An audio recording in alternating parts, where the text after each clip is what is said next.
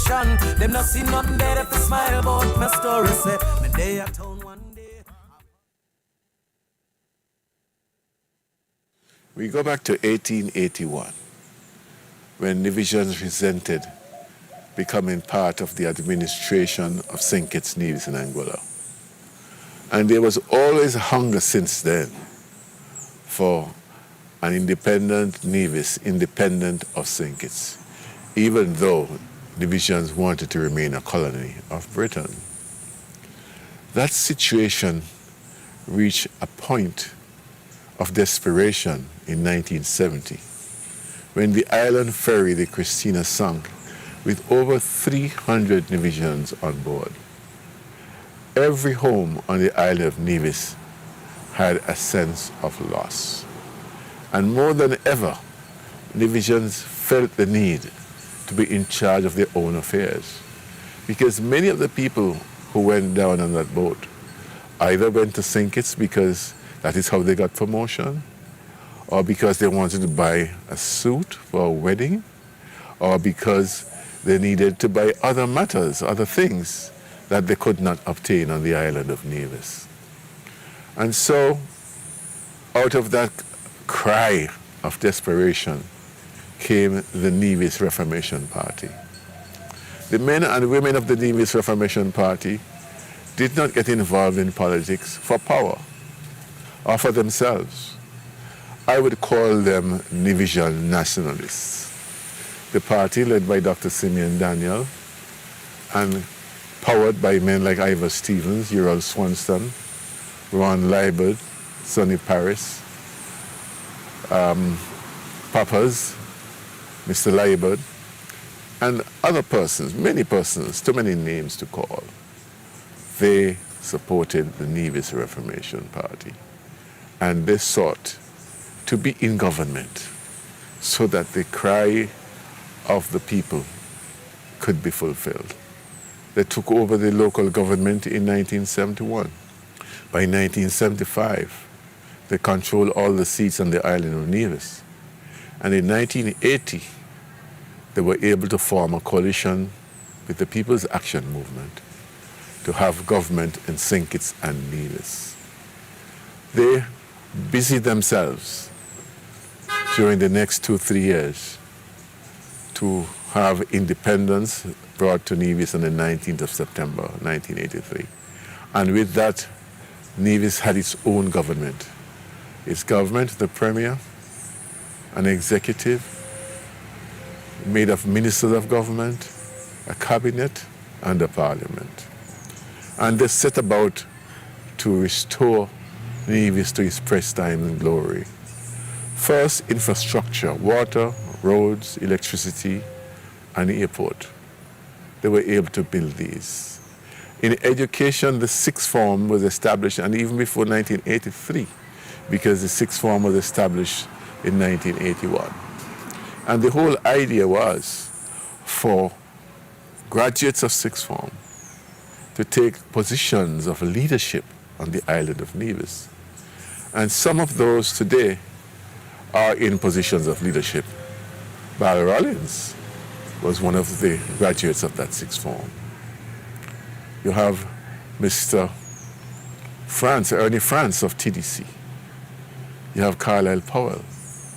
There are many other persons whose names I do not remember, I cannot recall. And that was the idea of the Nevis sixth form. Not just for people to go to sixth form and get an education, but for them to have an awareness of themselves, of who they are, and what their destiny was in terms of taking the island forward. So you have education, and you have land. The Land Reform Program, the first in the OECS, where lands were made cheap to Nevisians around the island. In the Hamilton area, you have the Hamilton Village. In hard times, you had the extension of Rollins Village. Over in Fothergills, you had that new development where many lovely homes are.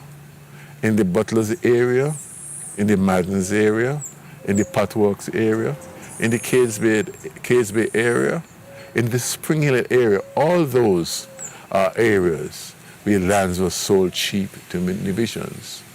And the Nevis Reformation Party also wanted to have a housing program. How many people remember when bonds were issued?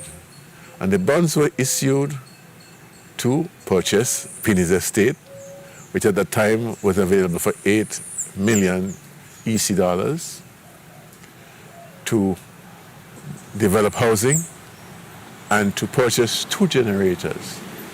That was the idea of the Nevis Reformation Party, to take the country into the 20th century. In addition to that, we established a civil service to run itself. And then we sought, on top of the infrastructure, to have employment for the people of Nevis. The Four Seasons came under the Nevis Reformation Party. It opened in 1991, and we lost the government in 1992. By then, the face of Nevis had changed, and expectations of Nevisians had arisen. No longer were people thinking of the Christina disaster, but we had brought hope. The NRP had brought hope. Simeon Daniel had brought hope to the people of Nevis. He had the vision that the people of Nevis will be financially independent one day. He had the vision that the people of Nevis one day would not depend on St. He had the vision that Nevisians could stand up among any island and any nation to be proud that Nevisians run Nevis. Mr. Daniel concentrated on financial services. The financial services industry was started in Nevis before it started in St. Kitts. We were one of the first to have a financial services industry. And the first company under a new name still exists today and is the leading company still on the island of Nevis, controlling more than 50% of the business. He encouraged the development of the Bank of Nevis, the formation of the Bank of Nevis. He personally set out to form the Bank of Nevis. The Bank of Nevis today is an expanding concern and is the major bank on the island of Nevis and has done so much for the people of Nevis. He also invested in the Nevis Credit Union and supported it from being just a small organization to almost a bank today where many Nevisians do business with it, and many Nevisians have been able to build homes, been able to have addition to their homes because of the Nevis Credit Union. He also supported the fisheries industry, the fisheries union, corporation, and the farmers corporation in Cades Bay. So you can see that Mr. Daniel and the men who followed him and who supported him had a vision for the development of this country, to have a change from a rural society to an industrial society. And that change began. Unfortunately, in 1992, the Nevis Reformation Party lost power and a new regime took over. I am not here to speak of the new regime. I'm here to say that in 2006, again there was a need for the Nevis Reformation Party, and it was restored to power. It was restored to power when the Four Seasons was destroyed and when we had the worst recession since the 1928 Depression. And the Nevis Reformation Party, again with new men, went to work. We were able to have a major housing industry on the island. We were able to restore the Four Seasons. And many people claim that Nevis was the only place in the Caribbean that did not feel that recession because of the work of the Nevis Reformation Party. Now, Sim Daniel and his men are gone, and those who formed the government of 2006 have retired. But that spirit, that desire to take Nevis forward is still burning in the minds and hearts of the people of Nevis. And now we have a new team, a team of 4 women and 1 man, and a team led by the daughter of Simeon Daniel, who is willing and who has stated that they will take up that baton and move Nevis forward into a new era, a new period of success, of prosperity, of peace, prosperity, and progress. I, on behalf of the Nevis Reformation Party, endorse Daniel's daughter, Janice Daniel Hodge, as the new leader of the Nevis Reformation Party, who can take this country into the 21st century, a period of prosperity where we have respect for all and every Nevisian can feel comfortable in his own home and in his own job. Thank you. Better days are coming, change your ways. Don't let this moment pass you by and remain the same. Better days are coming, change your ways. So Janice, you're walking in your father's footsteps, the great Sir Simeon Daniel, national hero. Everybody agrees that he is the father of modern day Nevis. He shaped what this country has become. In another 5 days, May 27th, it will be 9 years since he left us. God bless his soul. Is his vision for Nevis still on track? Well, Mr. Manners, I would have to say that if you knew my father well, and I did. And not as well as I did, I would have spent countless hours with him.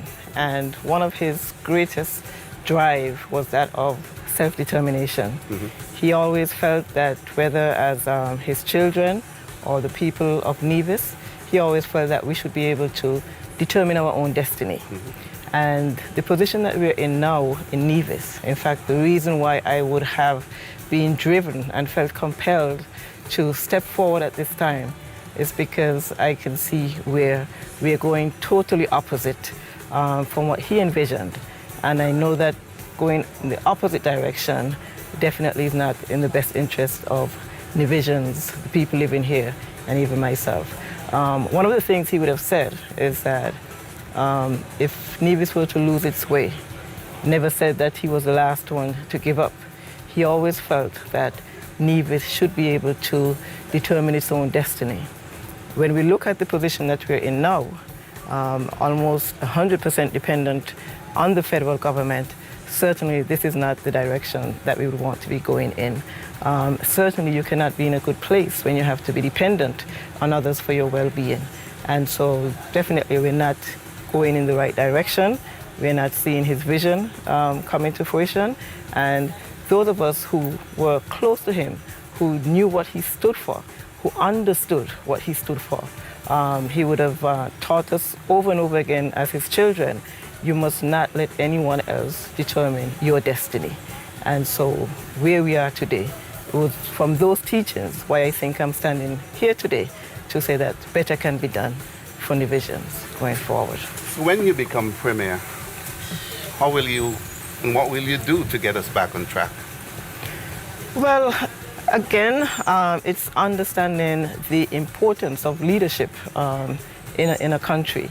And of course, if you look at the cries of the people, if you listen to the cries of the people, if you can be moved by the struggles that they're having right now, you would understand that it's not just about how well you can talk, it's really how much can you create the type of environment that would produce a type of opportunities, provide opportunities for persons to be able to be employed. We know very well that each Nevisian, people living here, they want to be able to feel good at night. They want to be able to understand that I am working. There is some hope in the future for my children. And so I am someone who's very results-oriented. I look at how well we can perform. It's not just a matter of speaking, like I said. Many persons can speak, many persons have great ideas.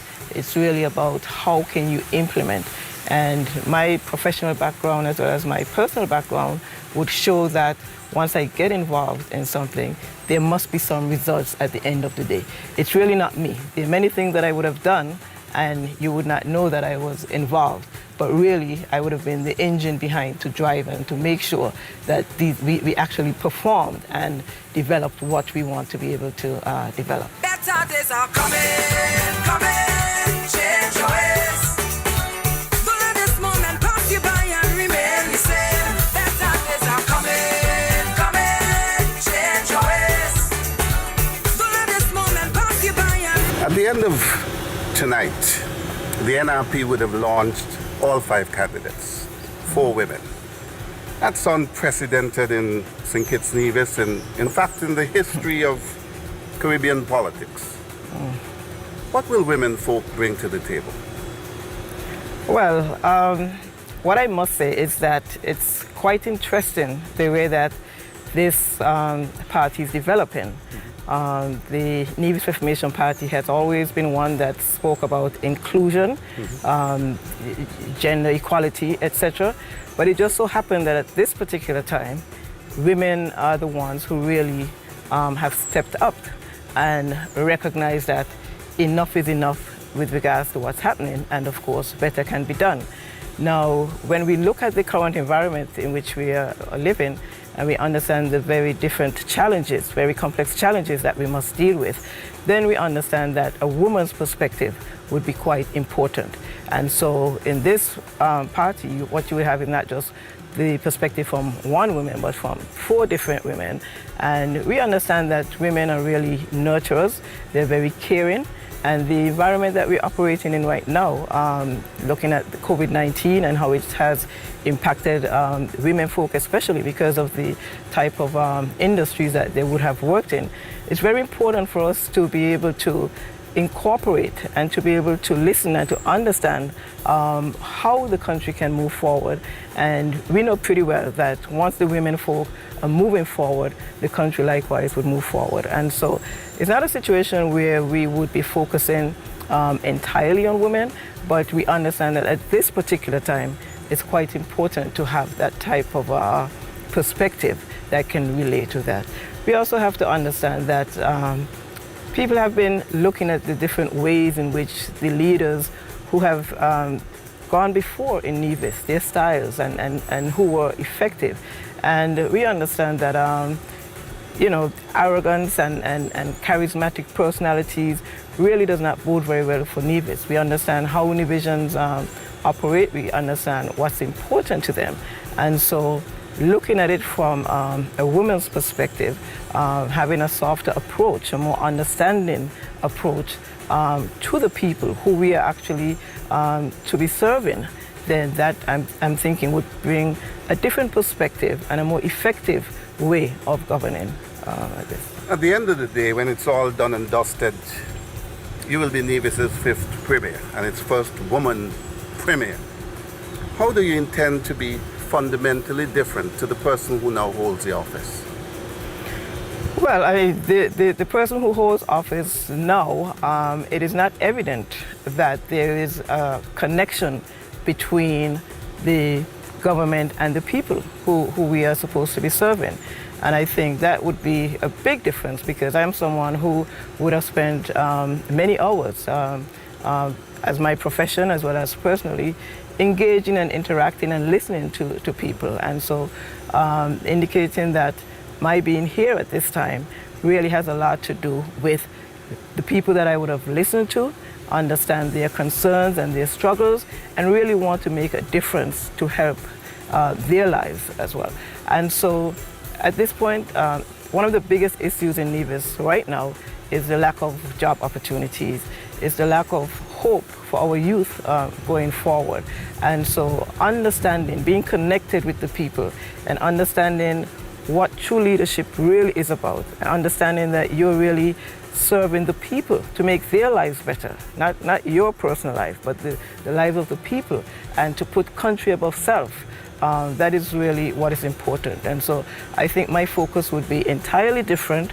It would be putting the people first, and I like to say Nevis first. And when we say Nevis first, all of us who live here in Nevis, we should understand that the government is representing all of the interests of the people who are here. And so I think fundamentally, what is the priority for the government? That would make a big difference in terms of how the island moves forward. Yes. Performance matters, not naked. Yeah, so I know that it's very easy, like I said, to have great ideas. Some people feel that they can pay attention and look after the people, but do not feel that they have to necessarily perform in government. NRP and we're of the view that absolutely performance matters. We must believe that we are there and we must be judged by our performance. Performance matters. We know that there's a popular saying associated with this administration that really and truly, nothing a kip, nothing a kip. And so it's going to be a totally different approach to governance and understanding that you're there for the people to ensure that their lives can be improved as well. Auntie Shelley has said it best. Not naked. Better days are coming, coming, change your ways. Don't let this moment pass you by and remain the same. Better Give praise, children. Give praise. Give praise, children. Yeah. Give praise. Give praise, children. Yeah. Give praise. Give praise, children. Our Father who has given us His hands that we can all feel like we're a part of this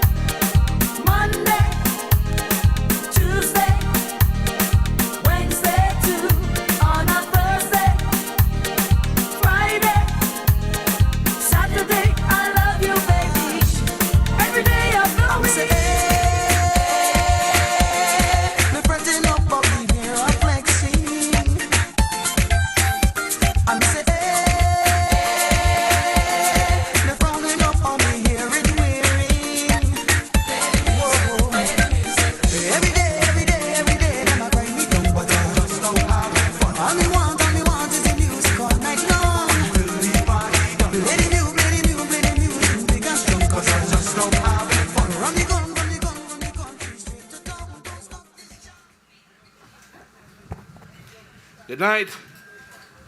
Good night. Good night to Nevisions present, watching and listening via the internet and radio, and to Nevisions across the Caribbean and around the globe. We are live and lively in St. James's tonight for the candidacy launch of our party leader, Dr. Janice Daniel Hodge, JDH. Tonight we have an action-packed lineup for you, and so we are going to get right into the business at hand. We're going to call the party chairman, Mr. Hensley Daniel, to get us rolling. Right after that, we'll ask you to stand for the national anthem and remain standing for the invocation.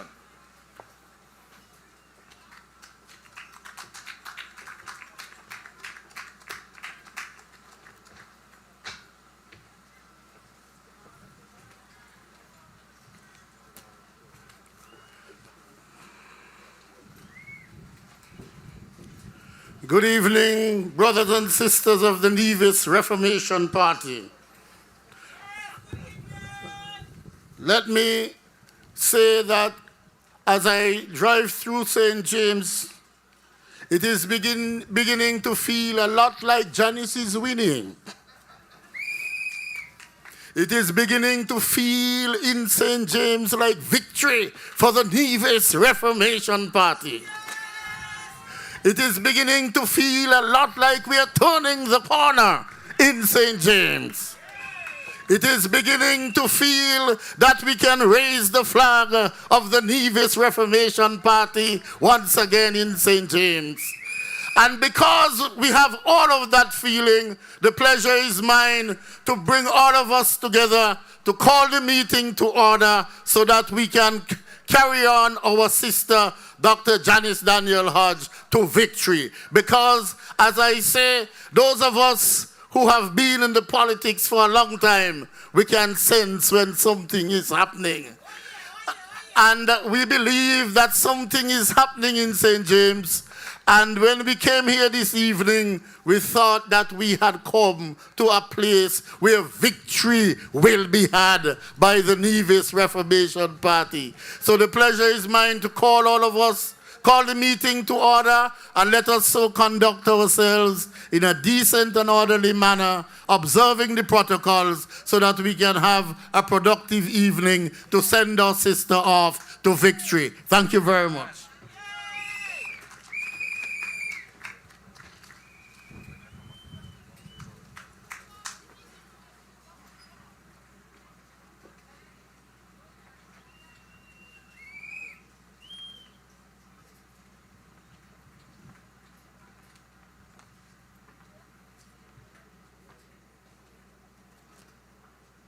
National anthem by Miss Janaya Daniel.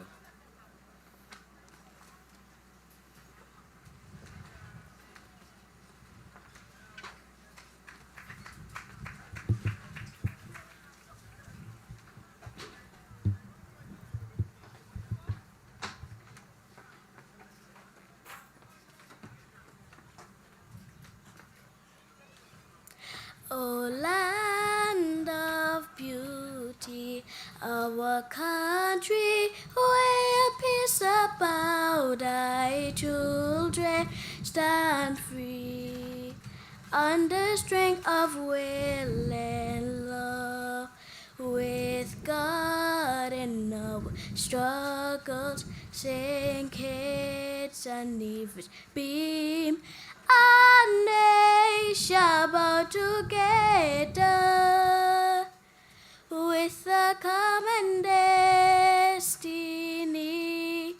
As towers we stand for justice and liberty with wisdom and truth. We will serve and honor thee. No sword, no spear can conquer, for God will sure defend his blessing shall forever to posterity extend.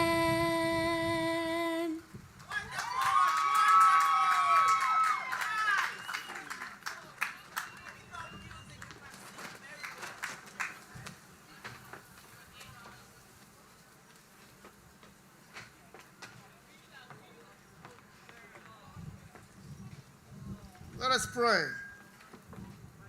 Our Father who art in heaven, hallowed be thy wonderful name. We thank you, Father, for allowing us to be here this afternoon, this evening, to endorse this wonderful woman, Dr. Janice Daniel Hodge, the daughter of our hero, the man whom you have given wisdom, inspiration, and vision to bring this country to where it is.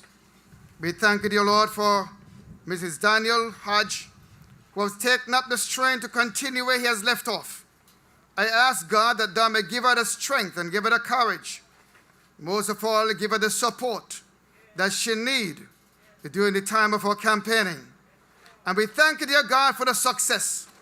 And to you be the praise and honor and glory through Jesus Christ, our Lord. Amen. You may be seated.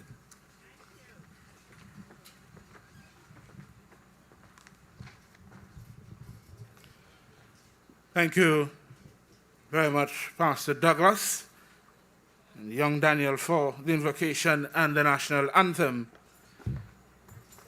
We are going to call one of the most prolific songwriters and performer in this area to come now and do a tribute. Please welcome Kenny Easy Warner.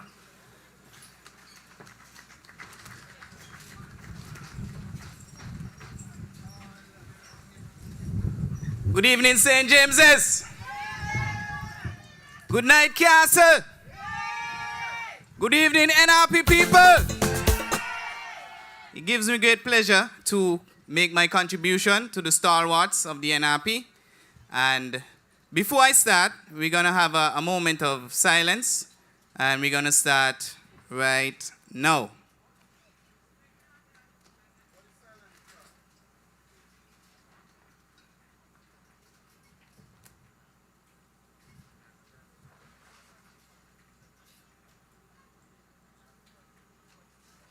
Thank you. And we give thanks for all the fallen stalwarts of the NRP. Tonight I'm going to do a song called Fallen Friends, and if you know it, you can sing along.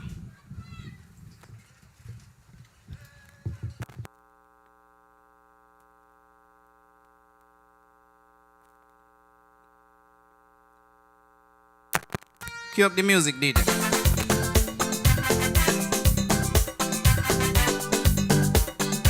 This one for those fallen friends. All those fallen friends who've gone along the way. I want you to put your hands in the air. Let's go.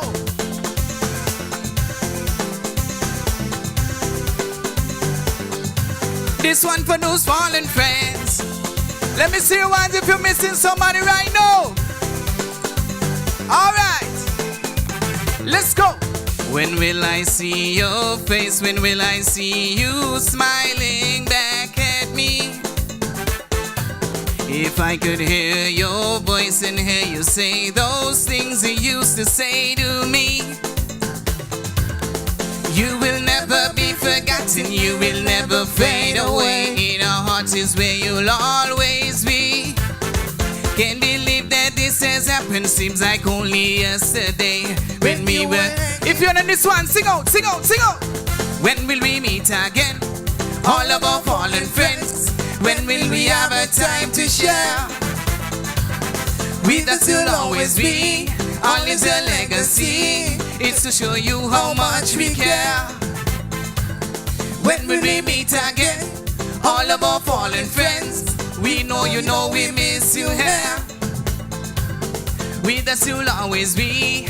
All is your legacy. Watch over me until I'm there. Oh yeah. Yeah. Whoa. Yeah, yeah. Fallen friends. Yeah. This one for those fallen friends. Let me see the hands in the air if you're missing somebody right now. This one for those fallen friends. St. James says, St. Thomas says, St. Paul's. I guess it was your time to go. I guess you heard your call. Everything will be fine as we watch your seeds grow. They won't hurt at all. Sitting here just reminiscing on the times we used to share. Now it's only just a memory. Words could never say how much we're missing you, but I'm aware you're in heaven looking down on. Sing out! When will we meet again? All of our fallen friends. When will we have a time to share? With us you'll always be. All lives your legacy. Watch over me until I'm there. When will we meet again? All of our fallen friends. You know we miss you here.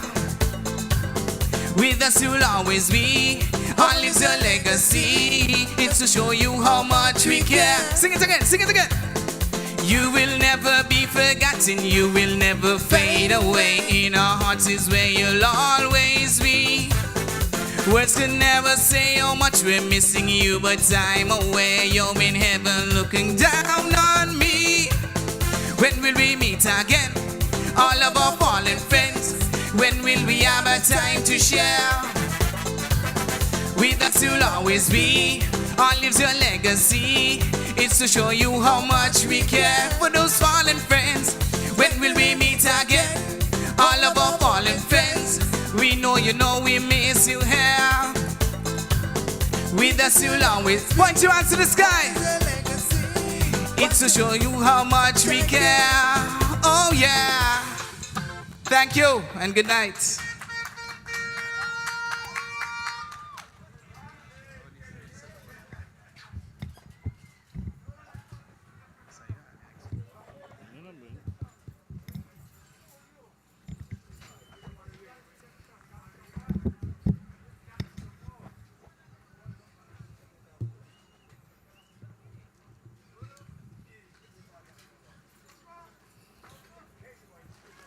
Thank you very much.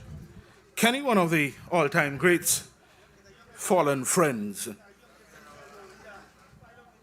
At this point, we are going to invite to the podium Mr. Patrice Nisbet, Esquire, to bring remarks.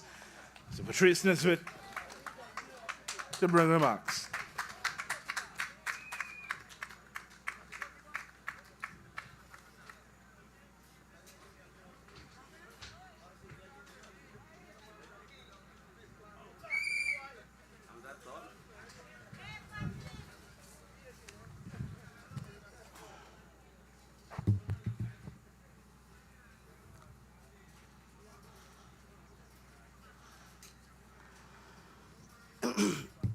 Maybe I came late, so good evening. And I would want to, first of all, adopt the protocol that maybe I didn't hear. But I would want to recognize the esteemed leader of the Nevis Reformation Party, Dr. Janice Daniel Hodge. I would also want to recognize our lone parliamentarian, the Honorable Cleone Stapleton Simmons from St. Thomas's.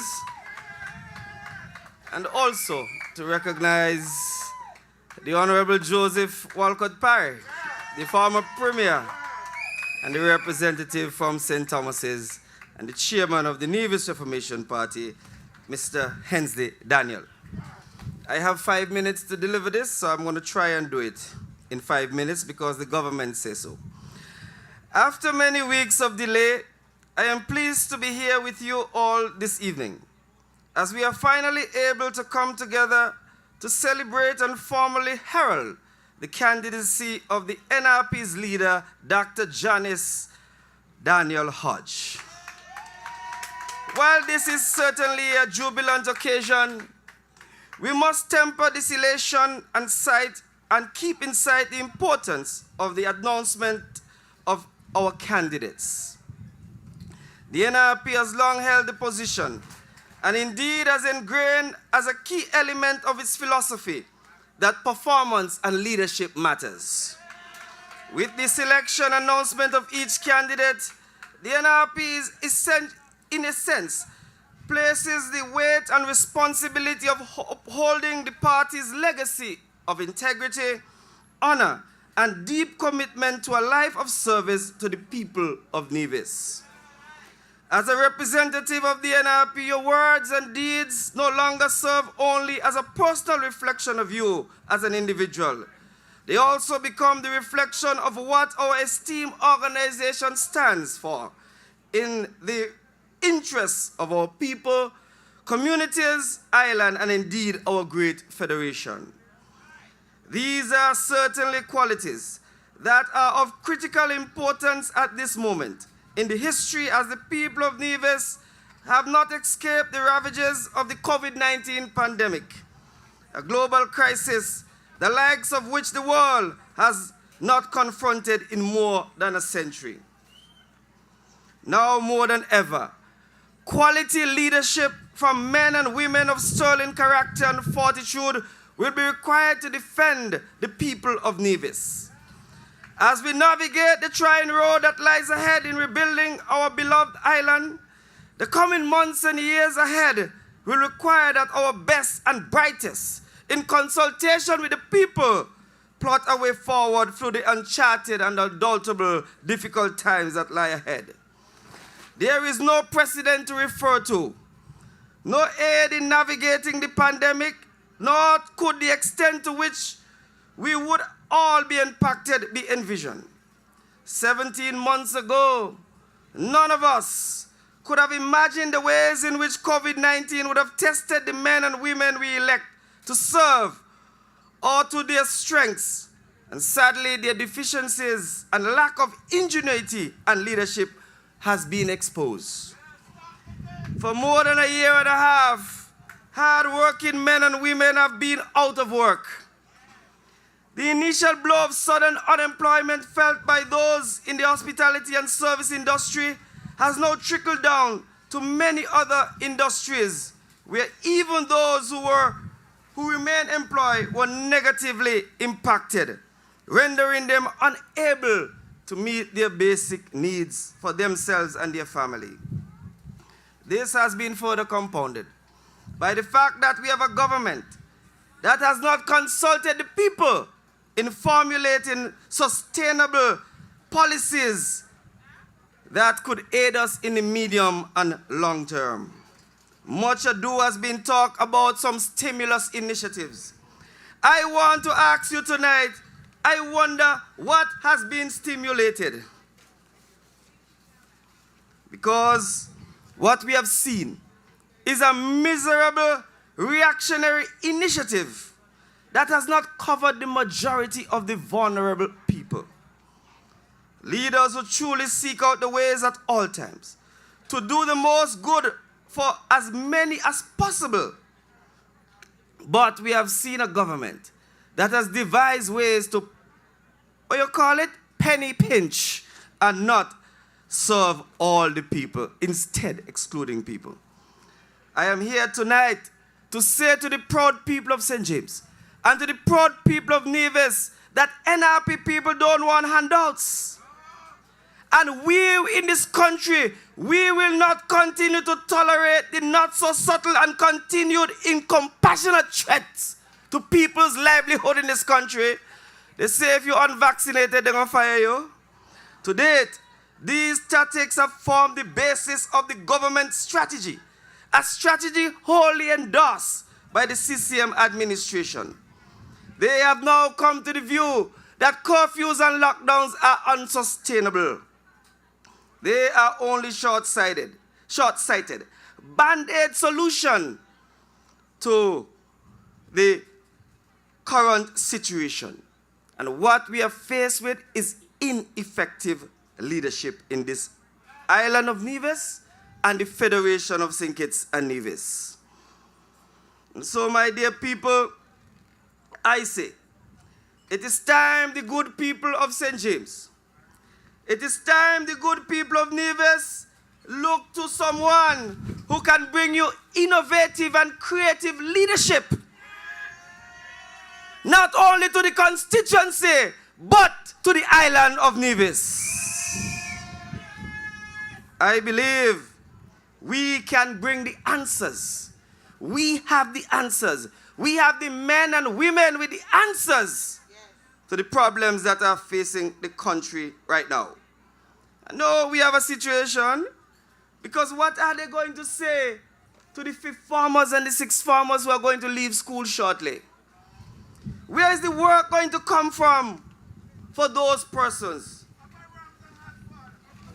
What, to pack shelf with an associate degree? Can't be. That's what you want for your child. I say to the people of this country, in the election of 2020, we were able to bring you solid plans, which would have diversified our economy, foster greater food security and self-sustainability, and create employment across a plethora of sustainable industries, which would have cushioned the blow that is caused by this pandemic. Careful planning, attention to detail and vision. These are the hallmarks of good leaders. With all these issues at our doorstep, I say to the good people of St. James here in this constituency, I say to you, you must be reminded of the one-to-one laptop program.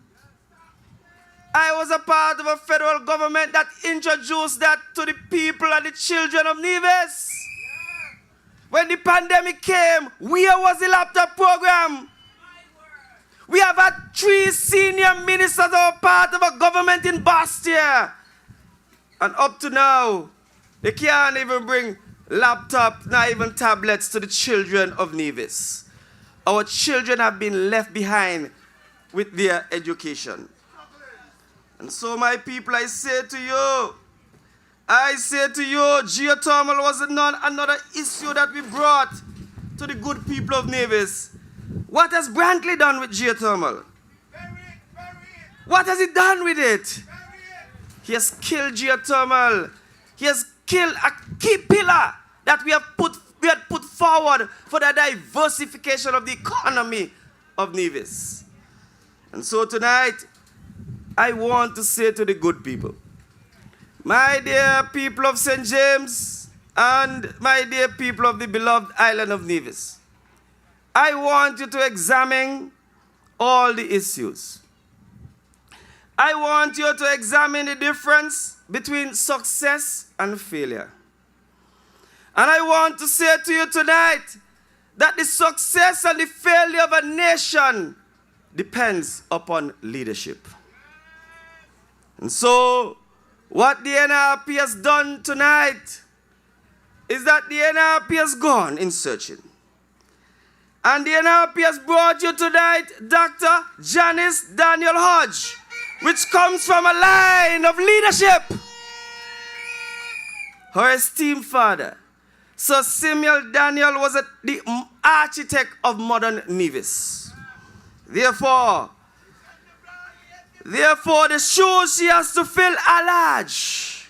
But I have full confidence that our dear soldier sister is more than capable of filling those shoes.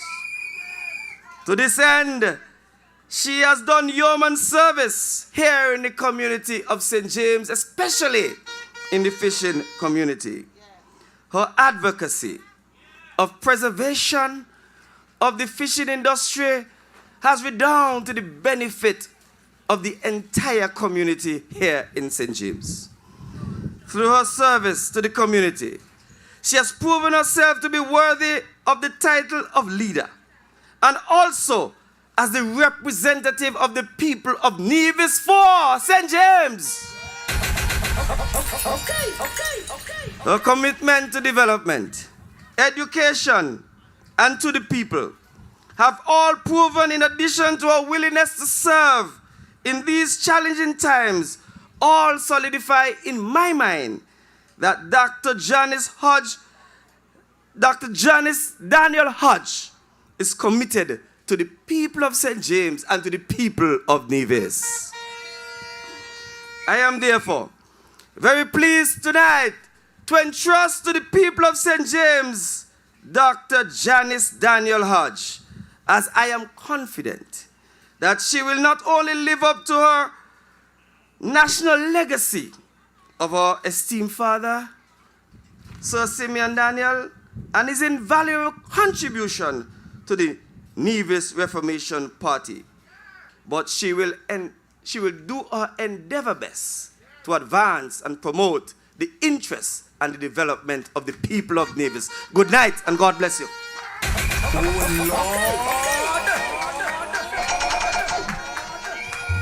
Another round of applause for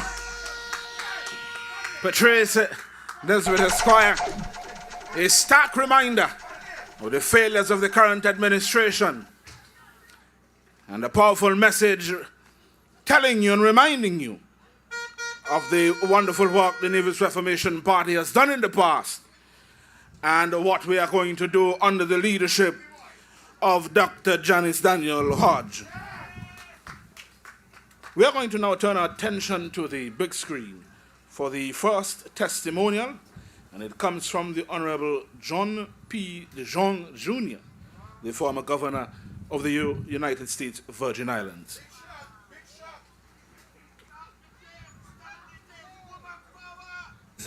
My name is John DeYoung Jr. I'm a businessman here in St. Thomas, U.S. Virgin Islands. I was fortunate in 2006 and in 2010 to be elected governor, terms that I enjoyed and gave me a chance to meet a lot of people. And one of those individuals that I met as a result of my visits to St. Kitts and Nevis was Dr. Janice Daniel Hodge. I was originally introduced to her by one of my commissioners, Robert Mathis, Commissioner of the Department of Planning and Natural Resources. Janice at that time was in charge of our federal program called Coastal Zone Management. She handled the staffing, she handled the funding, and she handled the development activities. Unfortunately, she had to leave us. But one of the things that was most important to us is to make sure that we rebuilt that program, that we strengthened it.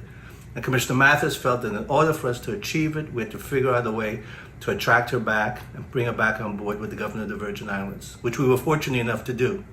She came back, she helped us get funding for the program, she improved our relationships with the federal government and with local authorities. She was also my point of contact in many development projects that took place in the U.S. Virgin Islands. Her projects included such things as the second dock at Crown Bay, the Yacht Haven Grand Hotel on St. Thomas on our waterfront. It also included Palm Bay and St. John, and it included global communications and telenetworking that we installed on St. Croix in order to broaden our experiences with broadband. One of the things that was most important to us is that she met with developers, and those developers got a comfort level with what we were doing in the U.S. Virgin Islands. This was especially exemplified by the fact that she gained the U.S. Presidential Award for our first territorial project on St. Croix, the East End Marine Park. One of the things that was most important to us is that we had someone that would train our staff, educate our staff, and she exemplified that also by the mere fact that she received a PhD in creative leadership at the University of the Virgin Islands. There's no doubt in my mind that for the people of Nevis, if you want a committed leader, someone that is dedicated to your future, Dr. Janice Daniel Hodge is the right leader.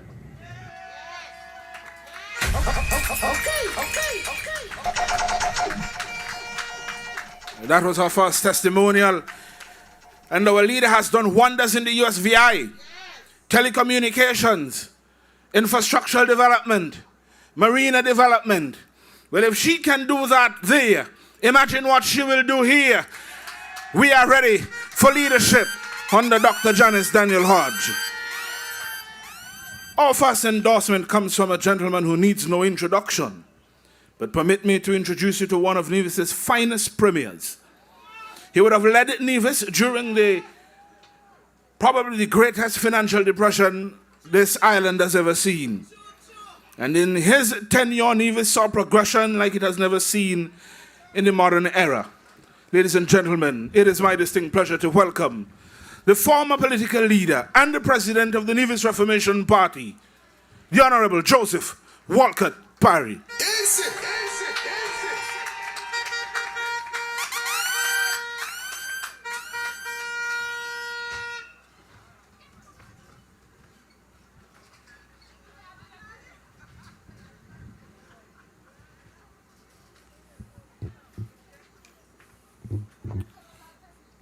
Chairman,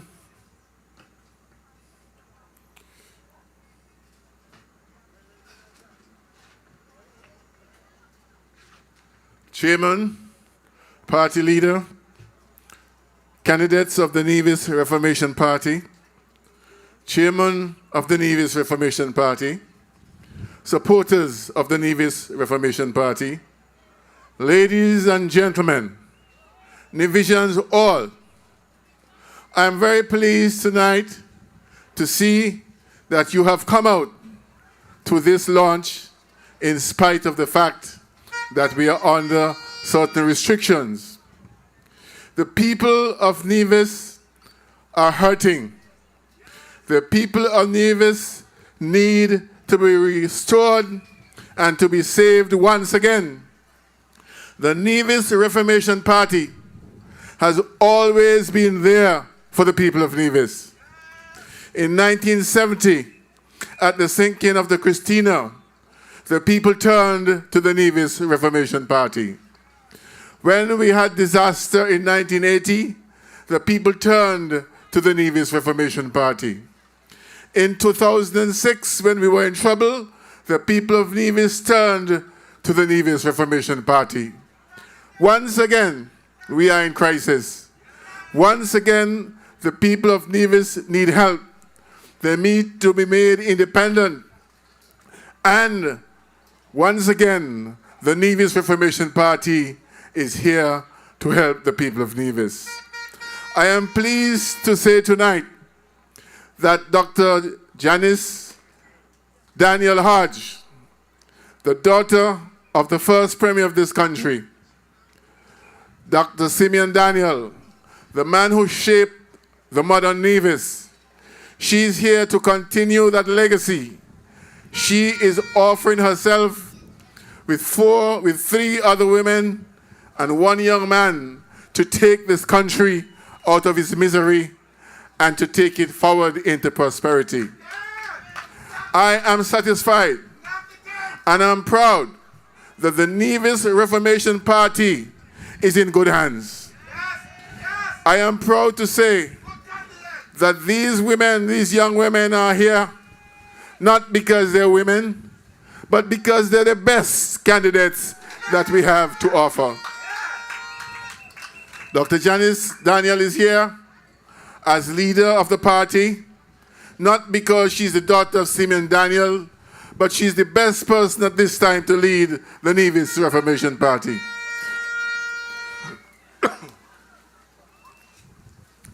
Therefore, I want the people of Nevis, I want the people of NRP, and especially the people of St. James, to put their support behind Dr. Janice Daniel.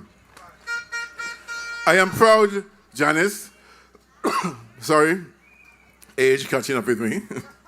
I am proud, Janice, I am proud, Janice, to endorse you as the candidate for St. James. I know you have connections with St. James, family connections. Mr. Daniel told me his mother was from St. James. But you have not only had family connections, you have established your roots in St. James. You live here. You have lain with the people. You have worked with the people. You have advanced the people. Therefore, I expect great things from you. And I'm sure the people of St. James, the people of Constituency 4, will ensure that next election, you will be the elected representative of St. James.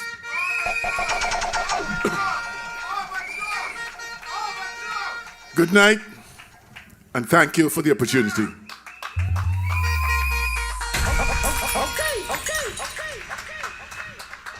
Thank you very much, Mr. Parry, for that endorsement. We're going to turn our attention back to the big screen for testimonial number 2. And this one comes from the Honorable Armando Rocky Liebert, former president of the USVI legislature. Friends, my name is Armando Rocky Liebert.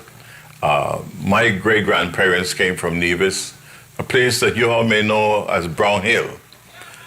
My father came to the Virgin Islands, St. Thomas in particular, and he was one of our guys in the homes. He was a little bad boy in those days. And the lady who was in charge of the home asked a friend of his if she wanted to take one of these little boys with her to St. John. And the rest is history. My father got there and he met my mom, one of the Samuel family, and we married, and I'm here, Mom, today. Today, we are talking about a young lady that I've worked with for many years, who is vying to be the premier of Nevis. My last trip to Nevis was at Four Seasons. I stayed there. I won a trip there. But this young lady, let me tell you about Miss Janice Hodge, Dr. Janice Hodge. She worked for the Department of Planning and Natural Resources in the Virgin Islands. I was then a senator of the Virgin Islands. I'm the at-large senator. I'm the longest serving at-large senator. I'm the only at-large senator that have served as president for more than one occasion. As a matter of fact, if you go into the history now, you'll see that I'm the longest serving one that's alive. And so I had the occasion to work with her on numerous pieces of legislation. One in particular referenced the Marine Park in St. Croix. And so because of her commitment and dedication and her knowledge of the issues, we were able to foster a good relationship. So I'm saying to you folks out there that this young lady, the kind of personality and commitment to tasks is what you need in any kind of government. You know, any form of government needs someone that listens, someone that's competent, and someone understands the process. But most importantly, a lot of our people don't have good common sense. And this lady brings common sense to all of our endeavor. So I say to you, this young lady, go out there and tell your friends. Tell your cousin, tell your sister, your brother, tell a friend to tell a friend that I'm telling you, and if you have any question about what I'm saying, ask anybody in the Virgin Islands, because they all know me as Rocky Liebert. And I'm saying to you that I am endorsing this young lady because I know of her work. I've worked with her on numerous occasions, and you couldn't want to have a better representative than her. So I urge you to listen to her comments, go out there and help her, but most importantly, spread the word. You know, like you say in the territory, the Virgin Islands and all over the Caribbean, spread the word like a rumor. You know, rumor to swallow, and this is a good rumor. So do that to me, and I thank you for this opportunity. Yes, a good rumor. Spread the word, a good rumor. Dr. Janice Daniel Hodge is committed. She's dedicated. She's knowledgeable. And she has the almost important characteristic. She has common sense. We've been lacking a lot of that in present leadership. And so, we are ready for leadership under Dr. Janice Daniel Hodge. Are we ready? We continue with a list of endorsements and testimonials, and we're going to bring probably the most brilliant business mind there is in St. Kitts and Nevis at this time. Please welcome Mr. Rawlinson Isaac.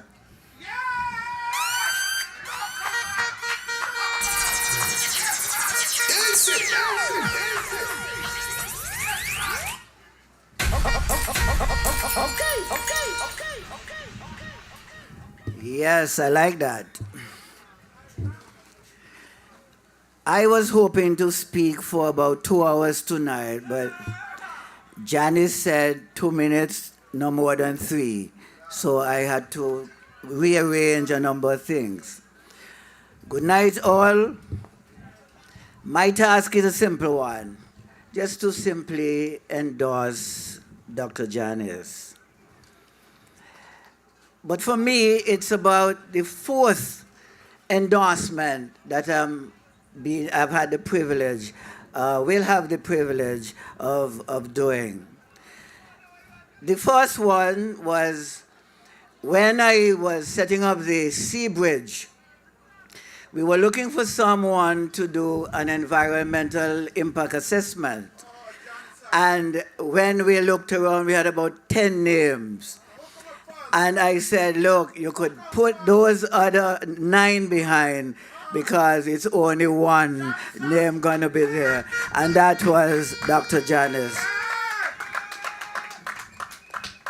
And what was also important and instructive there is, at the time, we were faced with some challenges where the people in the Joneses area, I'm not so sure if they wanted to see the operation. So I had to make sure that the person selected, that was Janice, to go out and engage in the community consultation. And having completed that exercise, I'm telling you, no one had any further concern after that. The second endorsement I had the privilege of doing was the West Indies Power, and I think Patrice made some reference to that geothermal project. Because I was aware of Janice's training, we wanted somebody local on the ground to ensure that we were best advised in terms of the environmental challenges emanating from the geothermal project. And I'm telling you, I couldn't go anywhere else. So my second endorsement was. The third was at the Bank of Nevis, of course. It was a time when the financial sector was going through many challenges. And the bank would have been led by all men. And there was this feeling that with good corporate governance and boardroom dynamics and diversity, the time would have come for a woman to chair. And so again, I had the privilege of endorsing Dr. Janice Hodge to be the first and only woman to date to have led the Bank of Nevis as its chairperson. Well, tonight, my job is simply to endorse again.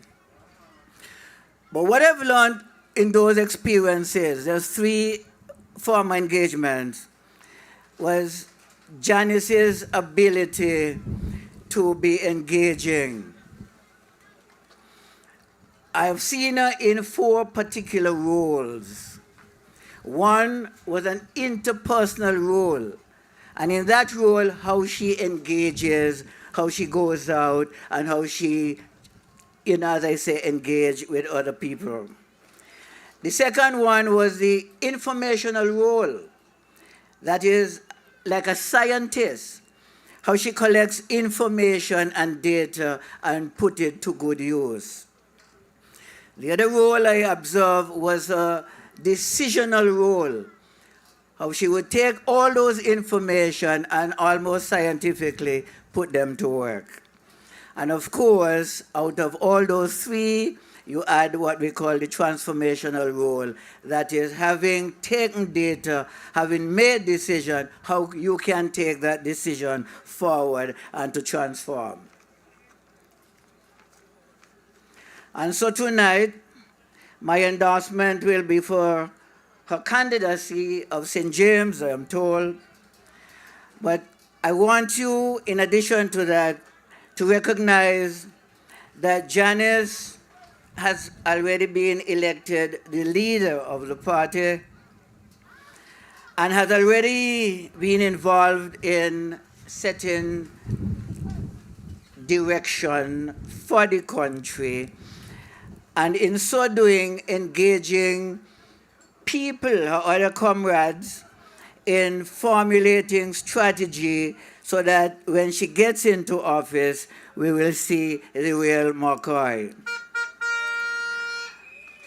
I am also endorsing her tonight also as a change agent. not only just as a candidate, but as a change agent. She has the capacity to anticipate the needs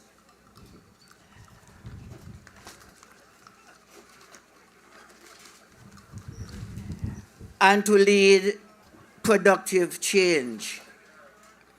There was a chappie by the name of Arnold Toynbee who once said that the rise and fall of a nation really got to do with challenges and responses. And sometimes we have a tendency to apply the same old response even in the face of new changes and challenges. And that has been our problem for a long time. What he's saying is that wherever you have challenges and new challenges, you must always be in a position to provide responses, the appropriate responses for those challenges.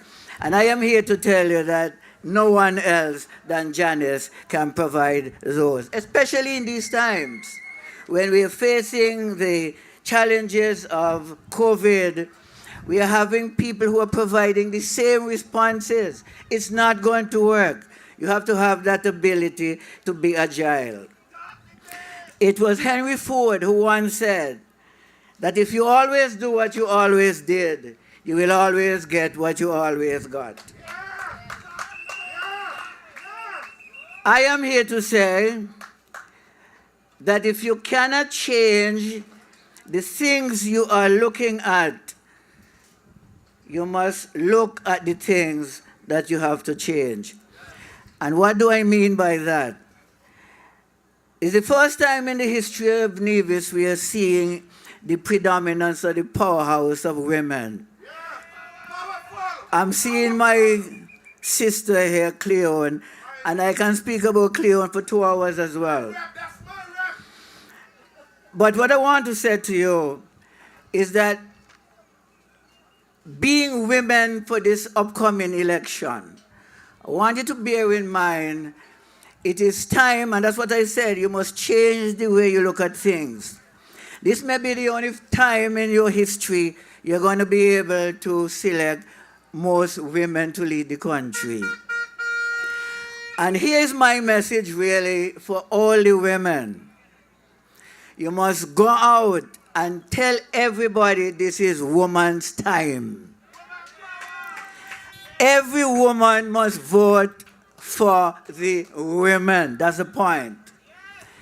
I will take the liberty also to indicate that I believe every woman, I say woman, not child, not children, please, I believe has some kind of man. Is that fair enough? Your job is also to try and convince all those men in order to come out with the change that we want to see. So here is the message really. It is women's time. All the women must support all the women, and all the women must get all the men them to support all the women them. It is therefore my distinct pleasure and honor to endorse my love, my sister, Dr. Janice Daniel Hodge. May it please you.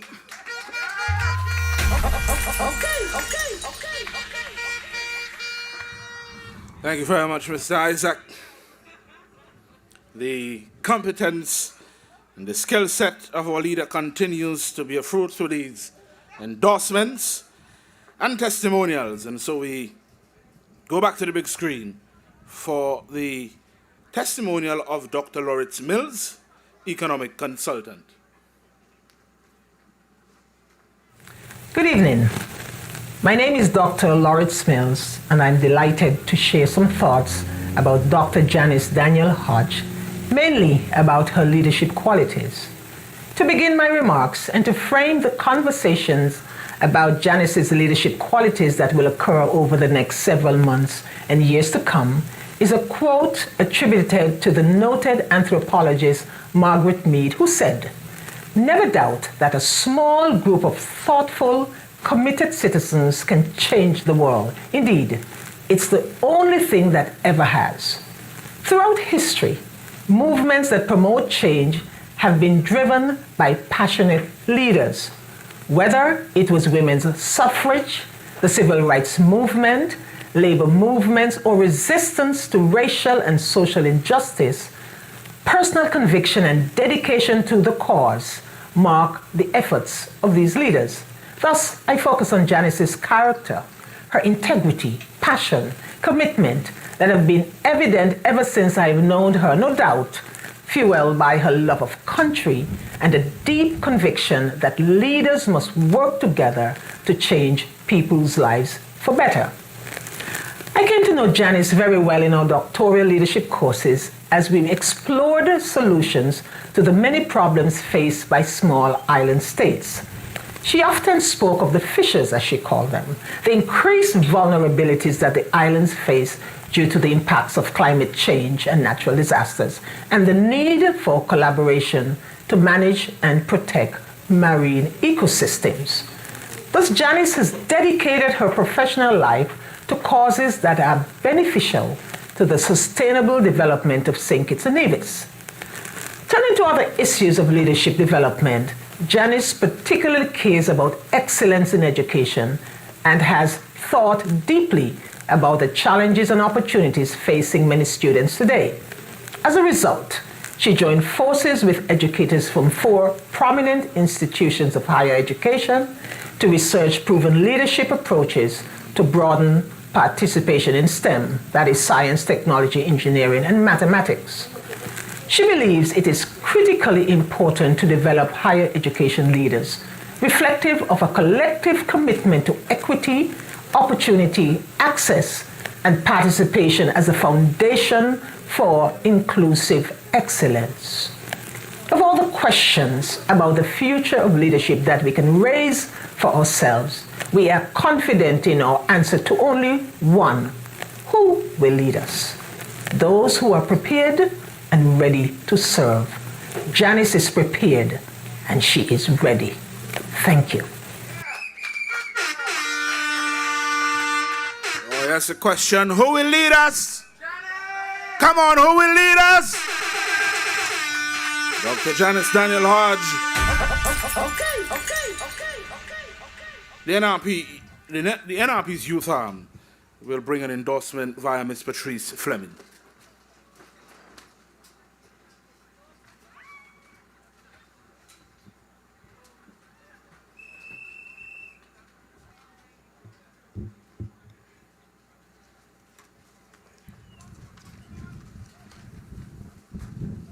Wow. The wind of change is getting stronger and stronger. Can you feel it? No. I don't think you heard me correctly, so let me repeat myself. The wind of change is getting stronger and stronger. Can you feel it? Oh, Lord. Much better. Fantastic. Good night, my NRP family, friends, and well-wishers.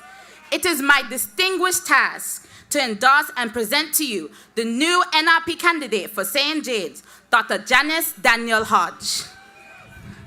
I am endorsing Dr. Janice Daniel Hodge as the next area representative for St. James.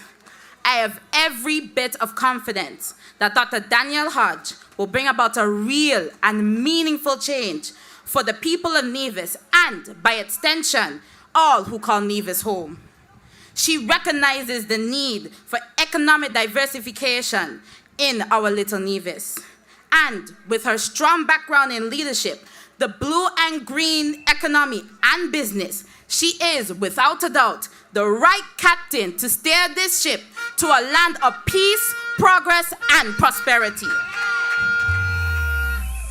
Dr. Daniel Hodge, a resident of St. James for the past 20 years, loves the ocean. She is an environmentalist. In fact, she is the founder of the Newcastle Bay Foundation, an organization that promotes clean beaches, healthy coral reefs, and so much more. She loves Nevis. and takes joy in seeing young people like myself achieve their desired goals.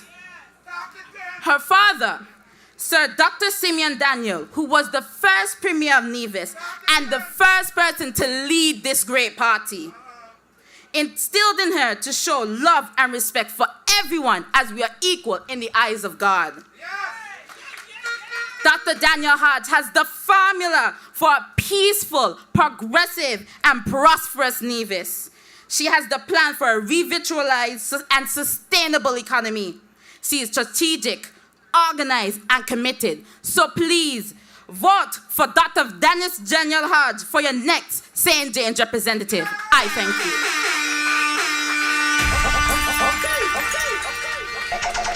Let's give it up for Miss Fleming. Powerful endorsement from the Nevis Youth Arm. The blue-green economy is coming.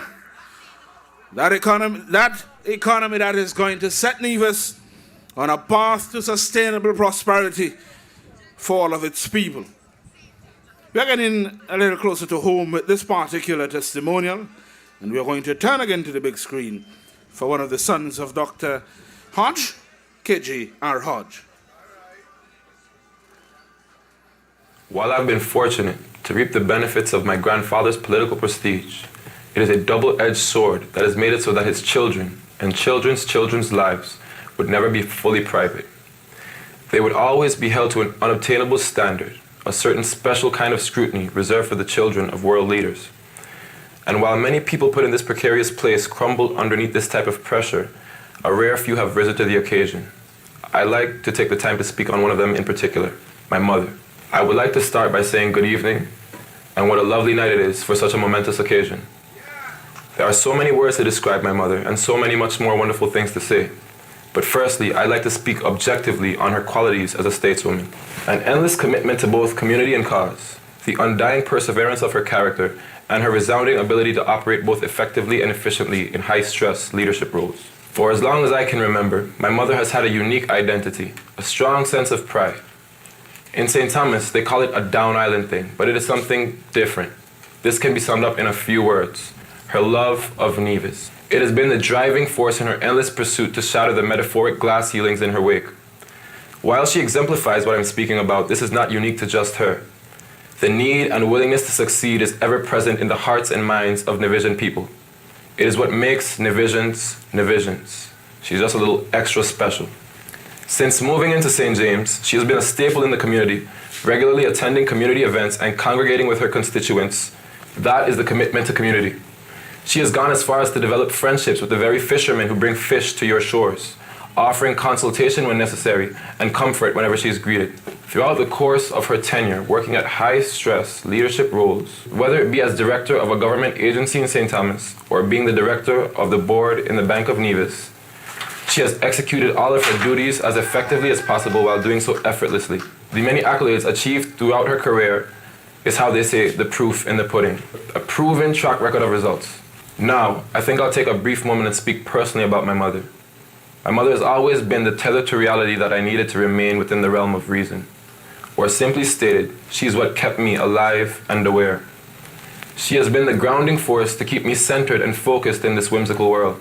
Many a time her words of wisdom would be my salvation. Her insights would be somewhat prophetic, in the sense that so much of what she told me has come to pass. She's an amazing mother in every sense of the word, and I know I may sound a bit biased, but I sincerely mean that. While she has always been nurturing and protective of my brother and I, she never coddled us from the harsh realities of life. She never told me what I wanted to hear, but always what I needed to hear. Without mixing too many words, I will say that she's a realist, not an idealist. She looks at the situation and formulates the most practical solution to the problem at hand. While some might say the glass is half full, optimism, others might say the glass is half empty, pessimism, she will simply go clean a dirty gas in the sink, realism. Legacy. Words cannot begin to describe the joy that it brings me to see my mother have taken on the mantle handed down by my grandfather. And I dare not speak for such a great statesman, but in my brief time knowing my grandfather, or Uncle Sim as he was more colloquially known, I cannot help but imagine how immensely proud he would be. The conviction, the confidence, and the need to put Nevisians first, as well as getting on by one's own merit, were things he personified. qualities that remain the undercurrent in my mother's core values. They were told, she was taught. We must do our best to not be on the side of the perversion of legacy or the corruption of history. We must not stoop so low as to perpetuate pestilence for political prowess. I commend my mother's restraint and laud her ability to delve into the political arena while keeping a modicum of composure and class. In conclusion, I ask that you consider a change for Nevis. I ask that you look at our collective shared interests and see who is best suited to act upon them. I ask that you do what is best suited to navigate the course of the unknown that is our future. Nevis has always been a place of innovation and amazing resourcefulness. Finally, I ask that now, on the cusp of tomorrow, a more brighter, idealistic future, we fully embrace our respective role in the Caribbean and remain at the forefront of change and progress. Thank you and goodbye. That was a very, very powerful testimonial from the son of Dr. Janice Daniel Hodge. And it is testament to her leadership qualities, not just politically, but at home.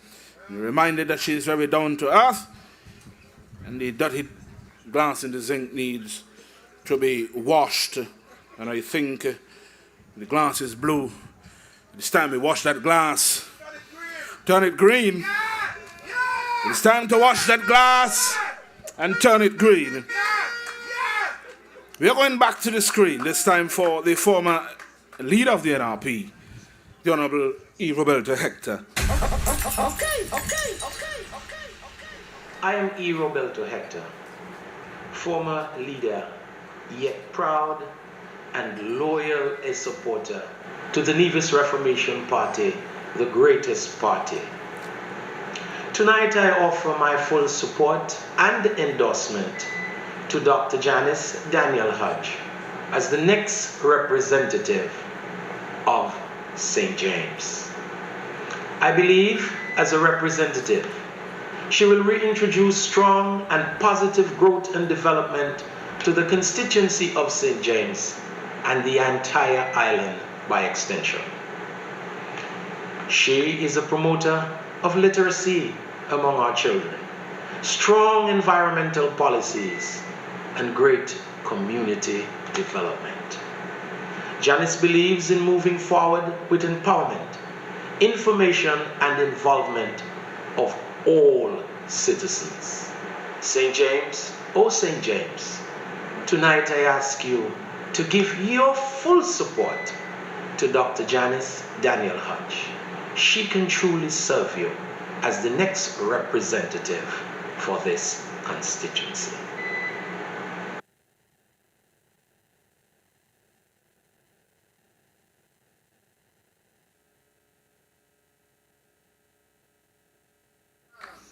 It is time to turn your full support behind Janice Daniel Hodge. It's time to hear from my powerhouse of colleagues. And so, my fellow candidates, in this order I will come to you. Number one, J.D. Keynes. The doc with the right prescription for you in number 2. And we are alive in number 5 with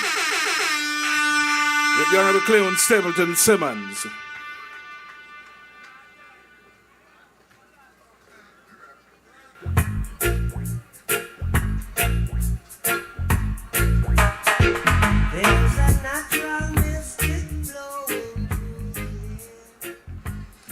I feel you play that song because I'm the Rastaman's daughter. I accept it. St. James. Oh, St. James. I said, St. James. Oh, St. James. We're not sleeping tonight, eh? No. Whenever I come up here, I want energy. You understand? So whenever you see me, understand that I don't want you to be silent. I want energy.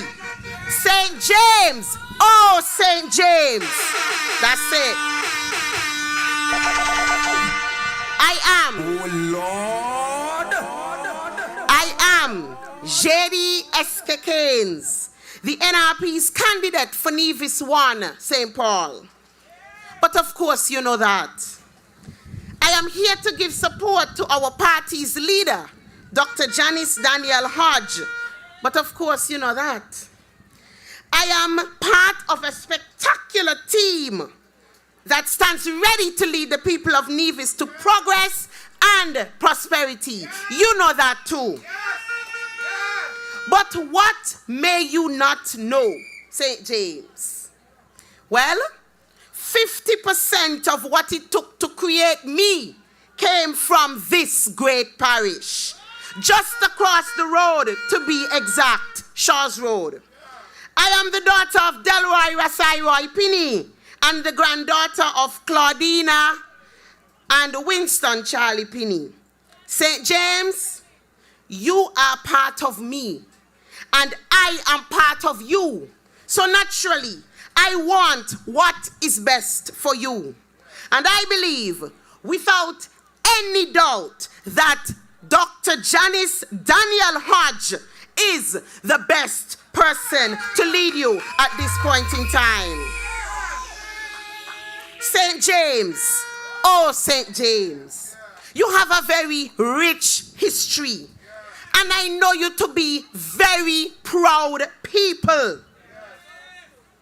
St. James, you have the opportunity right here in your constituency. You have an opportunity to have Nevis's next premier right here in your constituency. There is no one, listen to me carefully, there is no one on any ticket in St. James who has the track record of our leader. St. James, oh St. James. In Janice, you get a listener. In Janice, you get a doer. In Janice, you get a person of class. You get someone whom you can take anywhere in the world to competently represent you and the affairs of Nevis. St. James, oh St. James, the eyes of the people of Nevis are on you. St. James, oh St. James, Dr. Daniel Hodge's bid in St. James is one of genuine love. She made St. James her home and decided to make it the constituency she represents. That is love.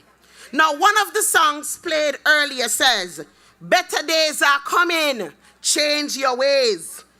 I am telling you that CCM is not changing its ways. I am telling you that that means that you in St. James who have voted for the CCM time and time again, it's time for you to change your ways. I want you to change your vote. St. James, oh St. James. The NRP, and let me go further, Nevis, St. James, oh St. James, and Nevis, oh Nevis. The NRP is the party for the long haul. The NRP represents the saving you do for a rainy day, not the impulse spending. When we do things in the Nevis Reformation Party, we do it with the future in mind. We don't only operate for the now, we operate for the long term. This is no microwavable party. This is the Nevis Reformation Party. St. James, you have the opportunity to make history. St. James, we want the next premier from this constituency. Listen to the comments of top officials in the United States Virgin Islands, a U.S. territory at that. You had a former governor, a former legislature president, you had an economic consultant. They have all endorsed our party leader, your candidate in St. James. Newcastle, oh Newcastle, as I wind down, I turn my attention to you specifically. You in Newcastle have nurtured me. You have and you continue to support me. You love me, that I know. You want me to do well. Many of you have said to me that you want to see me in government. Well, this is what I'll say to you. When you vote for Dr. Janice Daniel Hodge, you will be helping me get to government. Newcastle, oh Newcastle, I can't get there without her. If you are from Butlers, Brick Hill, Rollins Pass, Camps, Combermere, Mount Lily, Newcastle, Fountain, anywhere in this great constituency, if your last name is Mills, Roberts, Nisbet, Warner, Wilkin, Ward, France, Pinney, whatever it is, as long as you live here in St. James, know that you have the creme de la creme. You have experience. You have class.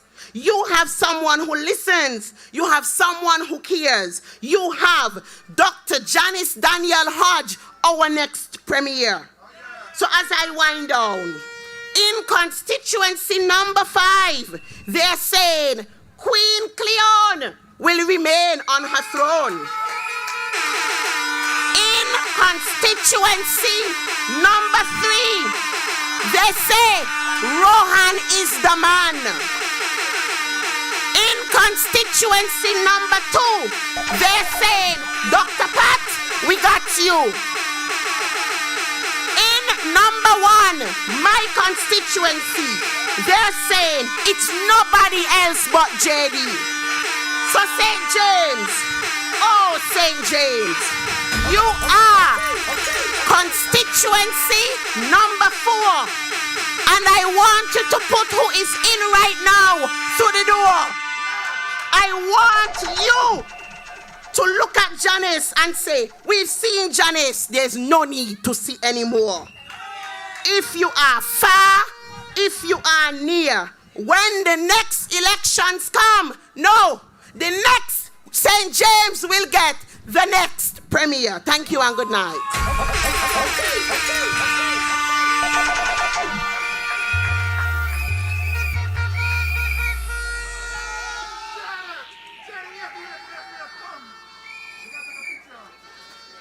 Oh Lord!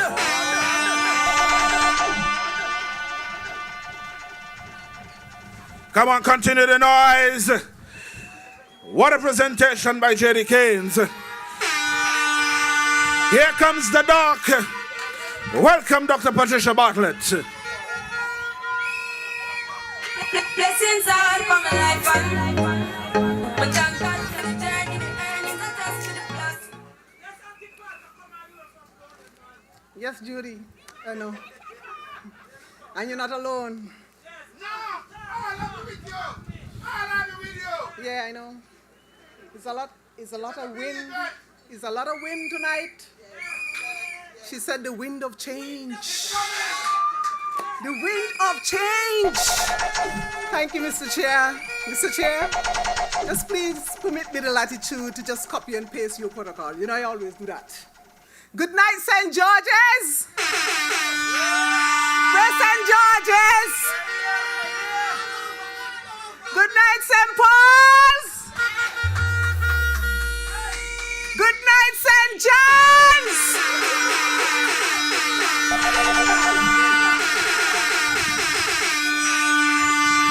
Good night, St. Thomas's. St. James is with you. St. James's. Good night. And to all those who are logged on or tuned in at this time, I say good night and welcome. And please feel free to share the live. Share the live. Now, my people, I only have 3 minutes. Over 50 years ago, Nevision icon and national hero, the Right Honorable Sir Simeon Daniel, was driven to become politically engaged because of the plight of Nevisians. And we all know the story too well. It was a time when Nevisians had to go to St. Kitts to find work. We had to go to St. Kitts to access basic health care. We had to go to catch a plane. And the most demoralizing thing for us as Nevisians is that we had to go to ask the central government in Bastille for money to pay our civil servants. and to fix our roads. And through his years of dedicated service to the island and the people of Nevis, Dr. Daniel was able to lay a solid foundation for the economic prosperity of Nevis. And so it was that Nevisians began to experience a change in fortune.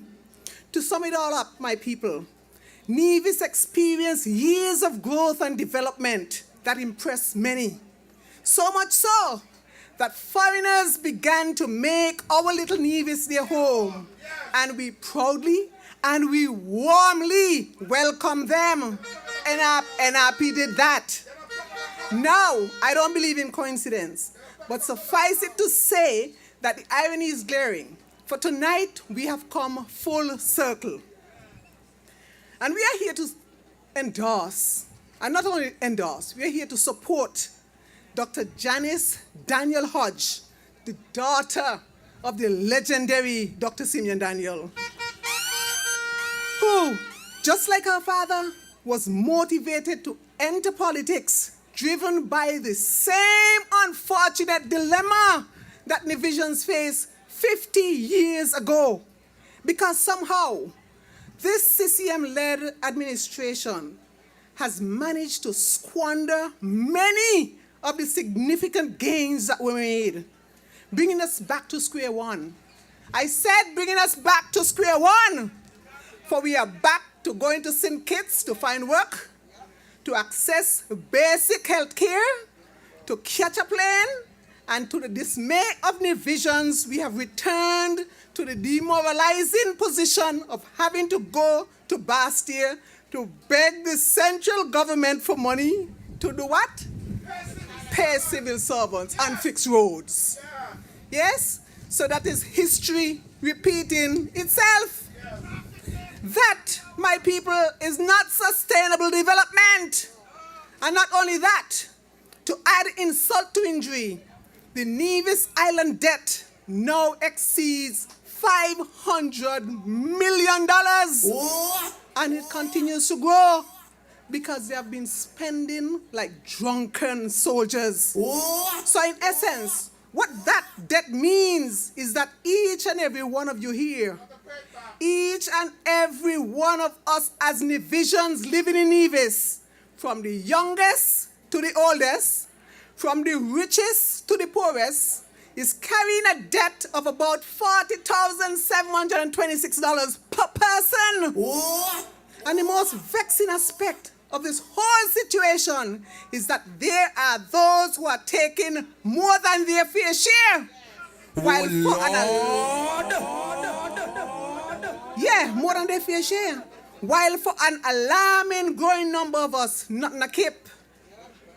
So while by comparison, St. Kitts has been growing in leaps and bounds and boasting of surplus after surplus, the NIA has been perpetually stuck in entertainment mode, spending every dime at their disposal, spending like drunken soldiers, with nothing to show for it, nothing except a few white elephants and deficit after deficit for every year that they have been in the seat of government, since discarding their adult leader with no one to say come back.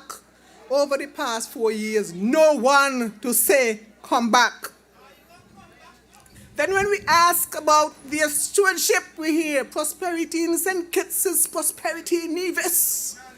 And to that I say, you're right, nonsense. To that I say, you could fool George, but you can't fool Maisie. Judy, you know that, right? So St. James is. The people of St. John's have sent me here tonight to endorse Dr. Janice Daniel Hodge. And it is not because we grew up in Bromley together and we love and respect her.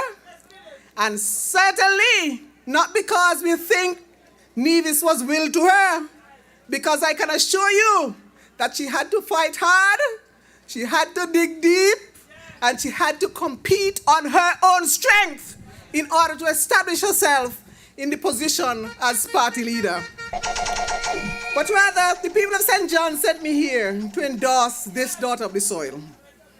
because we are confident that she is genuine. Genuine in her desire to serve not only the people of St. James, but the people of Nevis. We are convinced, beyond a shadow of a doubt, that she loves this country. And she would serve unselfishly because it simply isn't about what is in it for her. For she's a humble, accomplished, independent woman. Furthermore, we are confident that she's sufficiently schooled, and you have heard. She's adequately experienced, and you have heard. And she's strongly supported by a team that is ready. Ready to effect the change that the island of Nevis so desperately needs at this time. St. James's, the people of St. John's share your concern that Nevis is heading in the wrong direction. So we came to warn you that this isn't the time for hype, and it certainly isn't the time for gimmicks. This is a time for mature leadership and good representation. So I implore you, not me, we implore you to embrace the change that Dr. Janice Daniel Hodge offers. Change that you, your children, and your children's children deserve in order to secure a better future. My people, I bid you peace. Good night and God bless.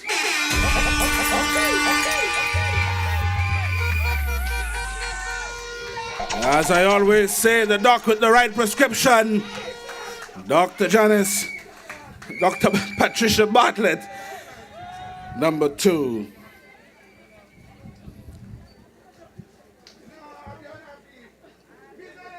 The Green Queen. And so from a place of political royalty, St. Thomas says make some noise. Welcome, the Honorable Cleone Stapleton Simmons. Nothing is impossible, believe me. If I can do it, you can spread your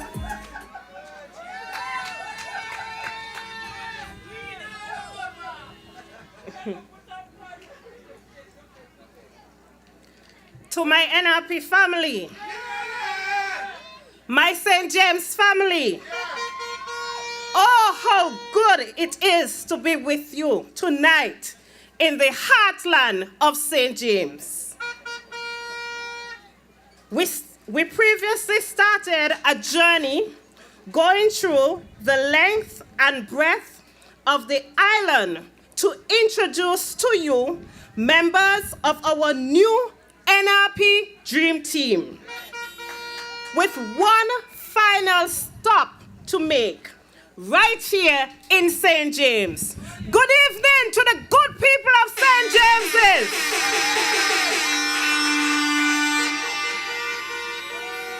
As the saying goes, my dear people, good things come to those who wait. I am here to deliver a simple message to you this evening. I want to introduce to you a woman of worth and valor who is focused and committed to listening to the pleas and cries of the people of St. James and the people of Nevis as a whole. And the type to present you with the type of representation that the people of St. James not only need, but deserve. Brothers and sisters, there are many qualities in Janice Hodge that I want to point out and that I also particularly admire, which I firmly believe that St. James and the island of Nevis need at this time. And that is a representative and a leader who is humble, and organize. When I look at the constituency of St. James, I see a community of proud people and one that is full of promise. I take Newcastle for example. This is a community which has the potential to become a second town for the island of Nevis, with new businesses and services to cater to the entire windward side of the island to reduce the need for you, the good people of St. James, to constantly have to travel to Charlestown, whether it is to access commercial services, healthcare services, or government services. However, to make this dream a reality, you must elect a representative who cares not only about your economic prosperity, but your social well-being as well. You must elect a visionary representative in the form of Dr. Janice Daniel Hodge. My dear people, I have had the privilege of serving under the leadership of Janice for the past year in the Nevis Reformation Party. And I find her to be a very focused and organized person who genuinely desire a better Nevis for all of us. A Nevis with equal opportunities for its citizens. A Nevis where young people can have access to tertiary level education and training on a larger scale. A Nevis where small businesses can thrive and survive. A Nevis where elected representatives care more about people than winning elections. A Nevis where our electoral system is fair and just. A Nevis where morals and values are restored. A Nevis where there is no discrimination along party lines. A Nevis where employment rights are fully protected and unfair dismissals are prohibited. A Nevis where we can all prosper together without division based on riches and privileges. My dear people, to date, when we look at St. James's, just like the rest of the island of Nevis, we see projects start and can't finish. While some projects, like the Wyndham Hotel, which the CCM promised us since Noah built the ark, can't start at all. Let us further look at the Owali Water Taxi Pier, which is an estimated 6 million project that started approximately 4 to 5 years ago. For the present administration received funding from the SIDF, and 5 years later, my dear people, there is still no seating facility, no parking area as promised, which should rightfully be a part of the project to ensure that locals and visitors travel in the best possible comfort and convenience. Let us take a look at the Island Main Road Rehabilitation Project from Cotton Ground to Newcastle. It has been almost a year since the phase from Cotton Ground to Cliff Dellers has been completed, while the stretch from Cliff Dellers to Newcastle remains unfinished. When you drive past O'Wally and Nisbet Plantation Hotel, sometimes you feel like you're actually on a boat in the channel between St. Kitts and Nevis. How you have been dodging potholes left, right, and center. And instead, they finish the entire project, they stop to go and start others. So you start Bath Road, then stop. You start Shaw's Road, then stop. You start Cotton Ground to Newcastle, then stop. you jump back over to bat, and that too might soon stop again. Pure puppy show business, my dear people. Running the government as if they think it is some kind of dolly house. And this is why someone like our esteemed leader, Dr. Janice Daniel Hodge, who is structured and organized, is needed not only in St. James, but in the Nevis Island administration. Because, my dear friends, I can assure you that things will be done not only differently, but properly, orderly, and timely. Not jumping here, there, and everywhere. To the good people of St. James, I promise you this evening that change must come. Oh, Lord. I don't think you all heard me. I said to you, to the good people of Nevis and the good people of St. James, to the good people of St. Thomas's, to the good people of St. Paul's, the good people of St. George's and St. John's, I am here to tell you that change must come.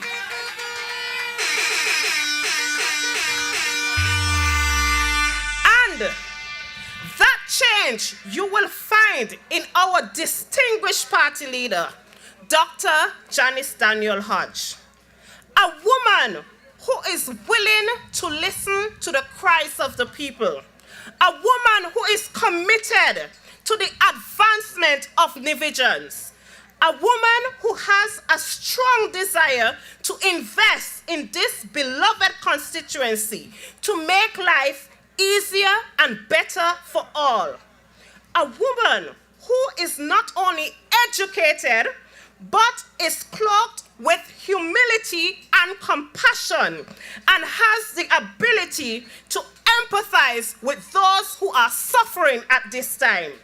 My friends, these are serious times, and the next election is serious because whoever wins the next election will have some tough and serious decisions to make.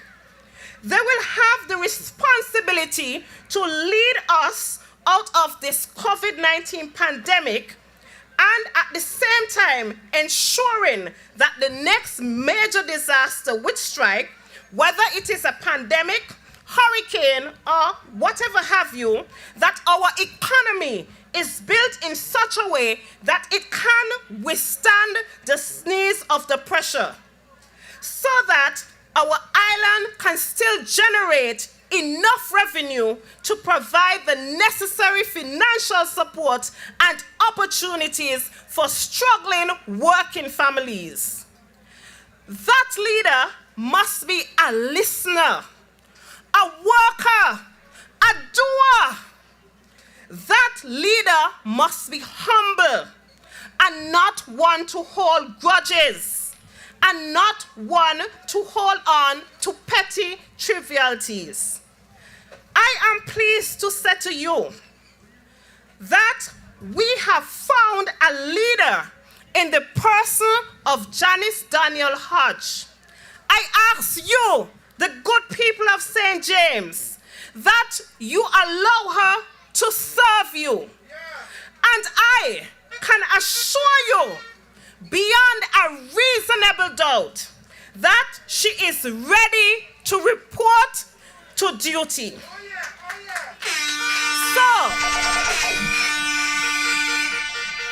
So my good people of St. James, this evening I fully endorse Dr.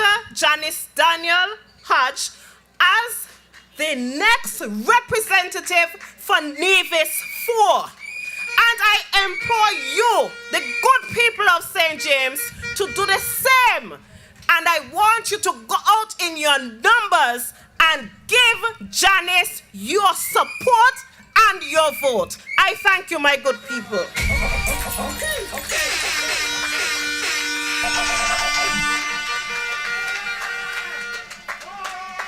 Thank you very much, Honorable Stapleton Simmons.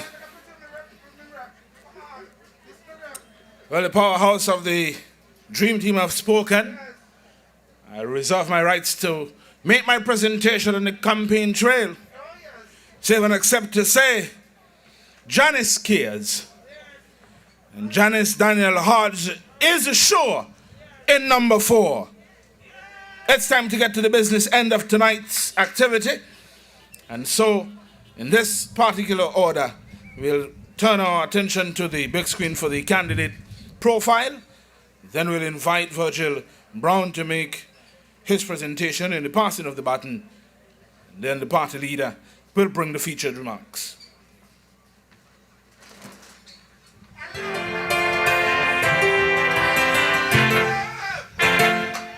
Dr. Janice Daniel Hodge was the third child born from the blessed union of her late father, the Right Excellent Dr. Sir Simeon Daniel, and her mother, Rosita Daniel.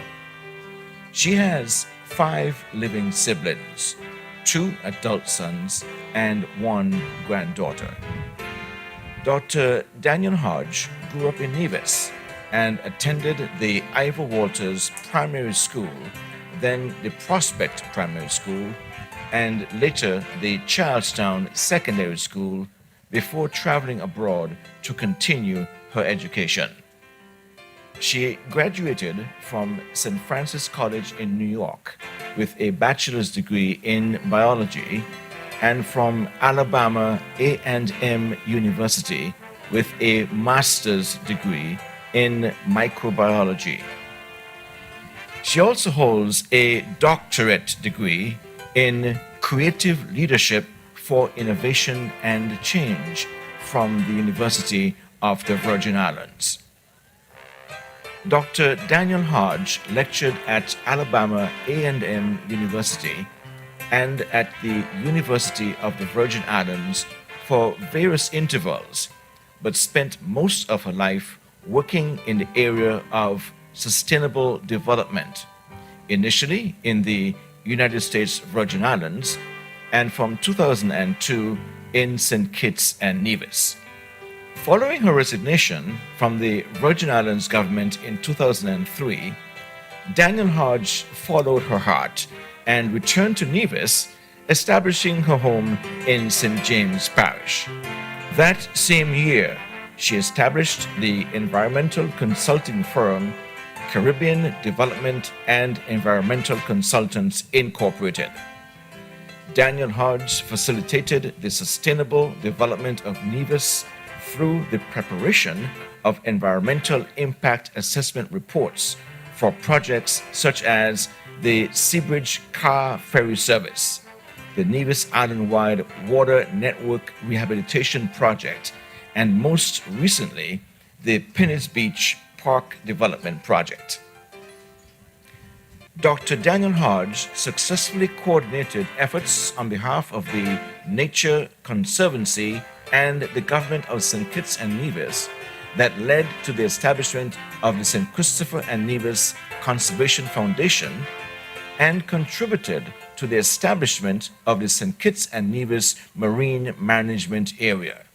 I think it's just something that I enjoy doing, working with those who would not ordinarily be heard and allowing us to be able to bring their voices and bring their issues to where it can be given some attention.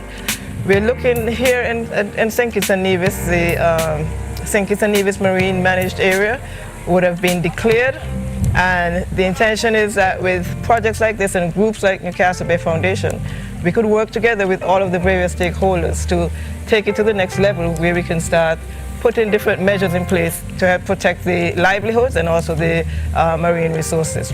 She has collaborated with the government of St. Kitts and Nevis, the Organization of American States, the OAS, and community stakeholders to develop a co-management model for the sustainable use of marine resources in St. Kitts and Nevis, developed guidelines for the maintenance of heritage sites around Nevis, and presented to the IUCN recommendations for developing climate-smart agriculture in Nevis. Daniel Hodge served as director and chairperson of the Bank of Nevis Limited, 2006 to 2016.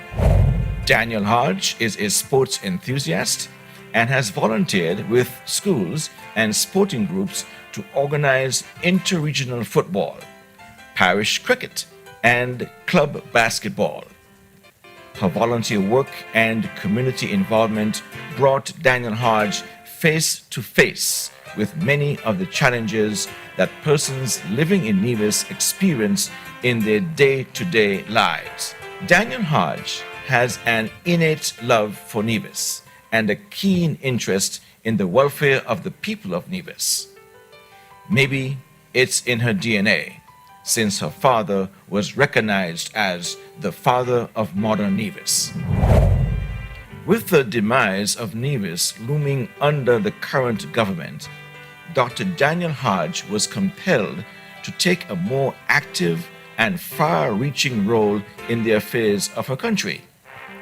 She was elected political leader of the Nevis Reformation Party, the NRP, in 2020, becoming the first woman to be elected leader of a major political party in St. Kitts and Nevis. Under my leadership of this great party, we will develop a sustainable economy around the green-blue intellectual and heritage economy frameworks to unlock a wealth of opportunities for job creation, renewable energy, food security, and biodiversity conservation. Developing niche markets in agriculture and in the manufacturing sectors are also priority areas for our NRP government. Let us vow today that NRP will plant the seeds of peace, progress, and prosperity, and with hard work from all of us, let us watch Nevis blossom. And we must remember Nevis first, and we must shift the momentum.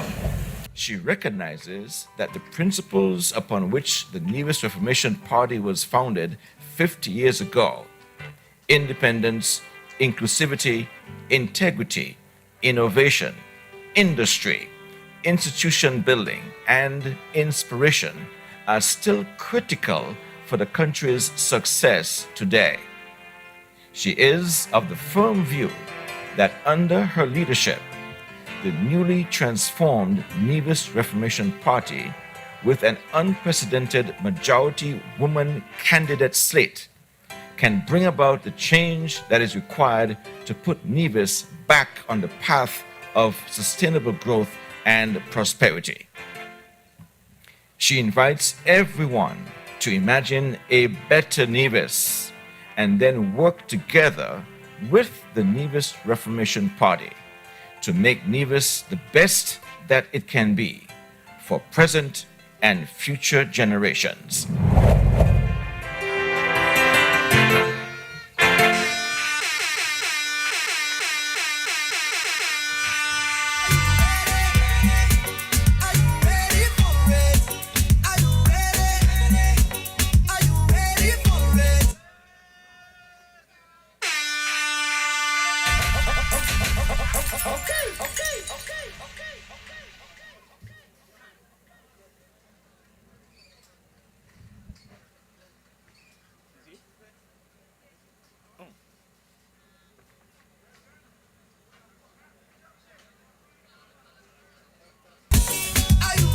Good evening. There has never been a better time for evoking change in Nevis. My name is Virgil Brown, and it gives me great pleasure to introduce to you the next candidate for St. James. Couldn't be there in person this evening because of personal matters overseas. But this is a woman who decided to enter elective politics because of this incompetent government, and brings her experience and expertise to the people of Nevis. She's kind, she's considerate, a hard worker, compassionate and hands-on.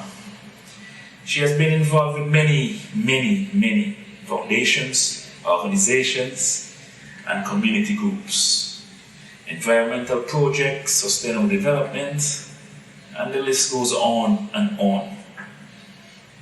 She has organized fishing tournaments, cricket tournaments, beach cleanups, teaching kids about protecting the environment, domino competition, bringing much needed activity to St. James.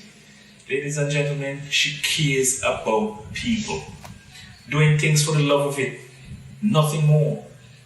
Don't take my word for it, talk to her, listen to her plans. She's kind and sensitive to the needs of all, not just the selected few. A philanthropist at heart and understands the poor man's cry. Ladies and gentlemen, if you believed in me, I want you to believe in Dr. Janice Daniel Hodge, the next representative for St. James. Vote for change. Vote for the NRP, for peace, progress, and prosperity. Vote for Dr. Janice Daniel Hodge, the best St. James can be.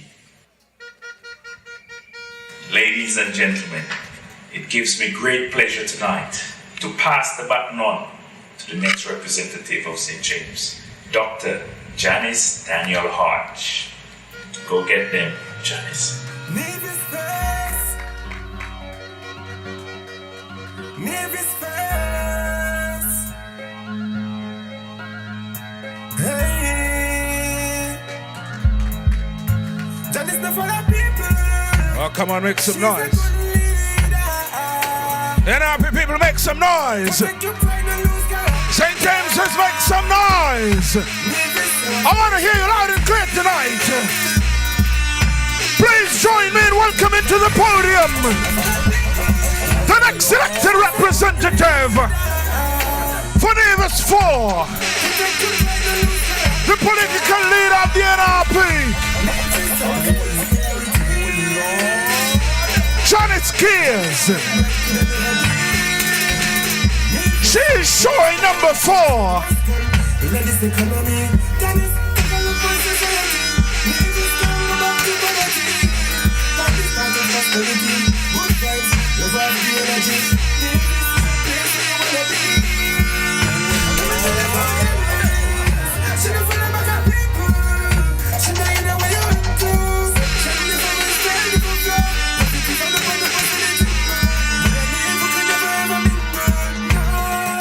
Get up, the train is cranking up.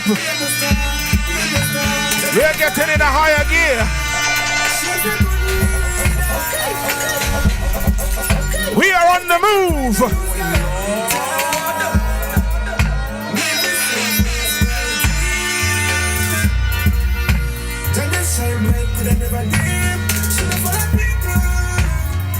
Come on, make some noise, make some noise, make some noise.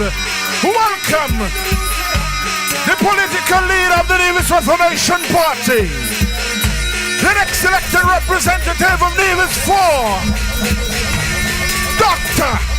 Janice Daniel Hodge.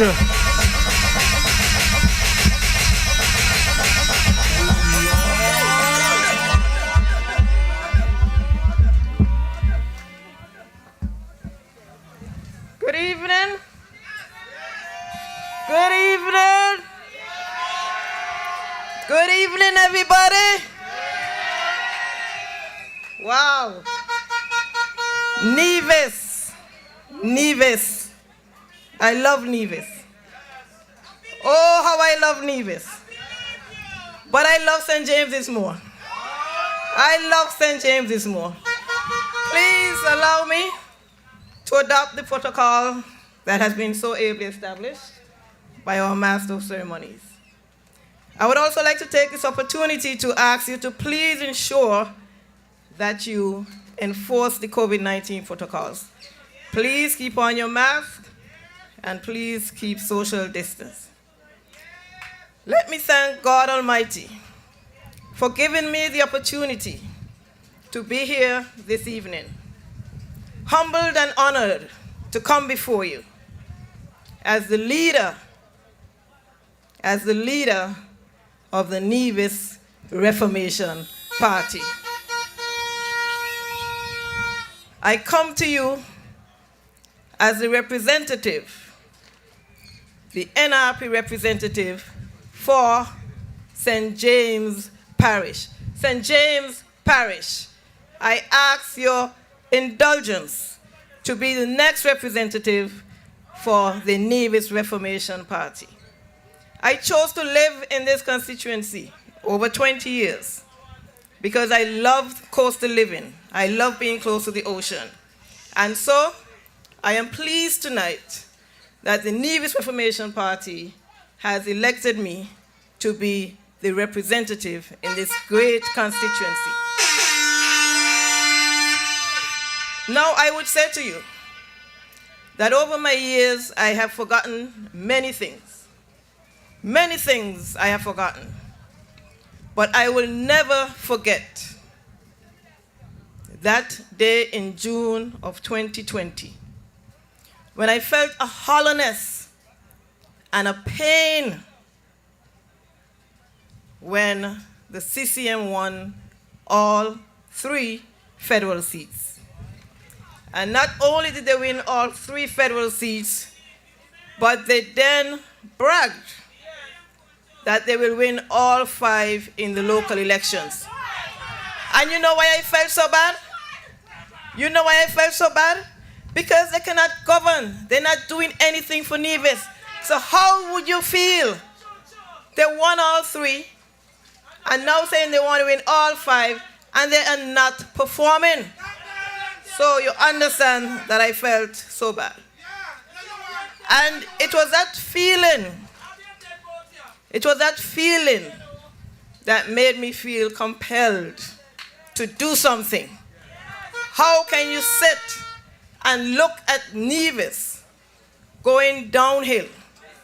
We know what Nevis was before, and we know what it can be. So how can we, as Nevisians, sit and let an incompetent government lead us down a road of destruction?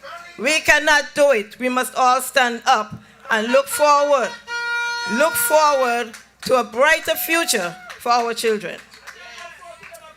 Now, some of you may know me better than others. Some would say that I'm easygoing. Some would say that I care deeply about the well-being of others. And some would say that I am a very purposeful person. And being purposeful is one of the reasons why I feel that we're going to bring about the change that we need for the next general election. Now, I grew up in Brown Hill, as you would have heard before. I grew up in Brown Hill and was very fortunate to have had the opportunity to spend many hours around my father, the late Right Excellent Dr. Sir Simeon Daniel. From him, I learned so much. I learned so much about love for humanity, self-reliance, and love of country. I understood that to love one's country is a splendid thing. It's a good thing. And it is something that motivates you to be humble, humane, kind, and compassionate. I am grateful that I was able to learn at a young age, and from both of my parents, that to love Nevis is not just about loving the hills and the mountain and the beaches. It's not just about loving mangoes from the land and lobsters from the ocean. I understood that to love Nevis is really about loving our people. No matter if they are rich or poor, black or white, young or old, regardless of nationality, regardless of religion, and regardless of political affiliation. When I say that I love my people, I speak straight from my heart. Straight from my heart, because I know. Straight from my heart. I hope you believe me. That's the only way that I know. Straight from my heart. Now, when we have a genuine love for each other, we smile together and we cry together. It requires compassion and care and empathy to listen to the stories of so many struggling families who cannot meet their monthly obligations. It pains my heart to hear your stories, recognizing that the government has no plan in place to address our failing economy or to help the struggling families. Tonight, I want to say to the people of Nevis, and I want to say to the people of St. James, I understand your struggles. I feel your pain, and you will find in me a representative and a leader who cares and who genuinely wants to serve to help make your lives better. Imagine a Nevis where your leader, your representative, is compassionate and caring and understands your struggles. Not just understand, but is willing to work hard to make life better for all. I grew up understanding that right is right and wrong is wrong, and that we should do unto others as we would have them do unto us. Today, it is despicable and disheartening to see how the politicians have corrupted the minds of our people, especially our youths, to the point where it is difficult for them to distinguish between what is wrong and what is right. With this scenario, the politicians benefit and our youths lose their way. Some people say that the politics will change me and I will become corrupt like the others. And I say to them, I am not a new kid on the block. I have navigated shark-infested waters before and remain true to the principles of my upbringing. Because when a child is brought up in the way that they should, they will not depart. So, you would have seen the videos tonight, and I would have spent some time in the U.S. Virgin Islands. And tonight I will share with you an experience that made me appreciate the values that my parents instilled in me at an early age. I was in charge of a program, as you would have heard. Many contracts for various projects originated from my desk. At the peak of my career, my father became ill, and I resigned my position, a very lucrative position, to return to Nevis. I returned to Nevis because I wanted to spend more time with him, and I wanted my two sons to build a closer relationship with him. I wanted their lives to be influenced by his principles and his outlook on life as mine was. But before I resigned, and while I was in Nevis, there was a full-blown investigation in the department where I worked.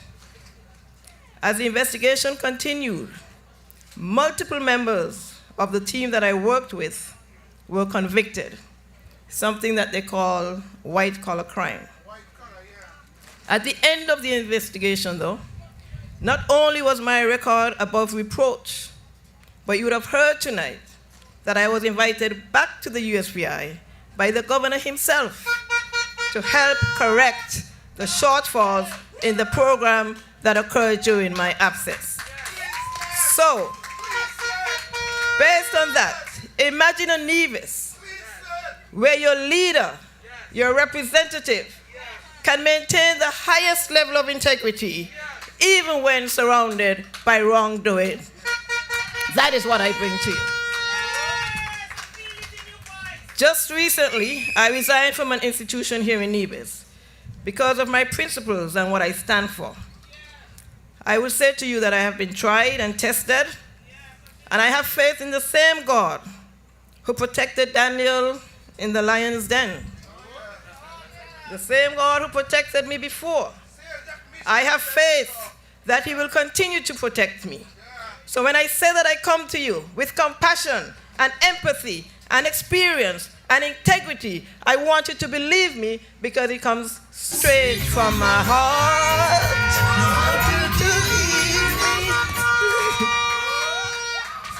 So,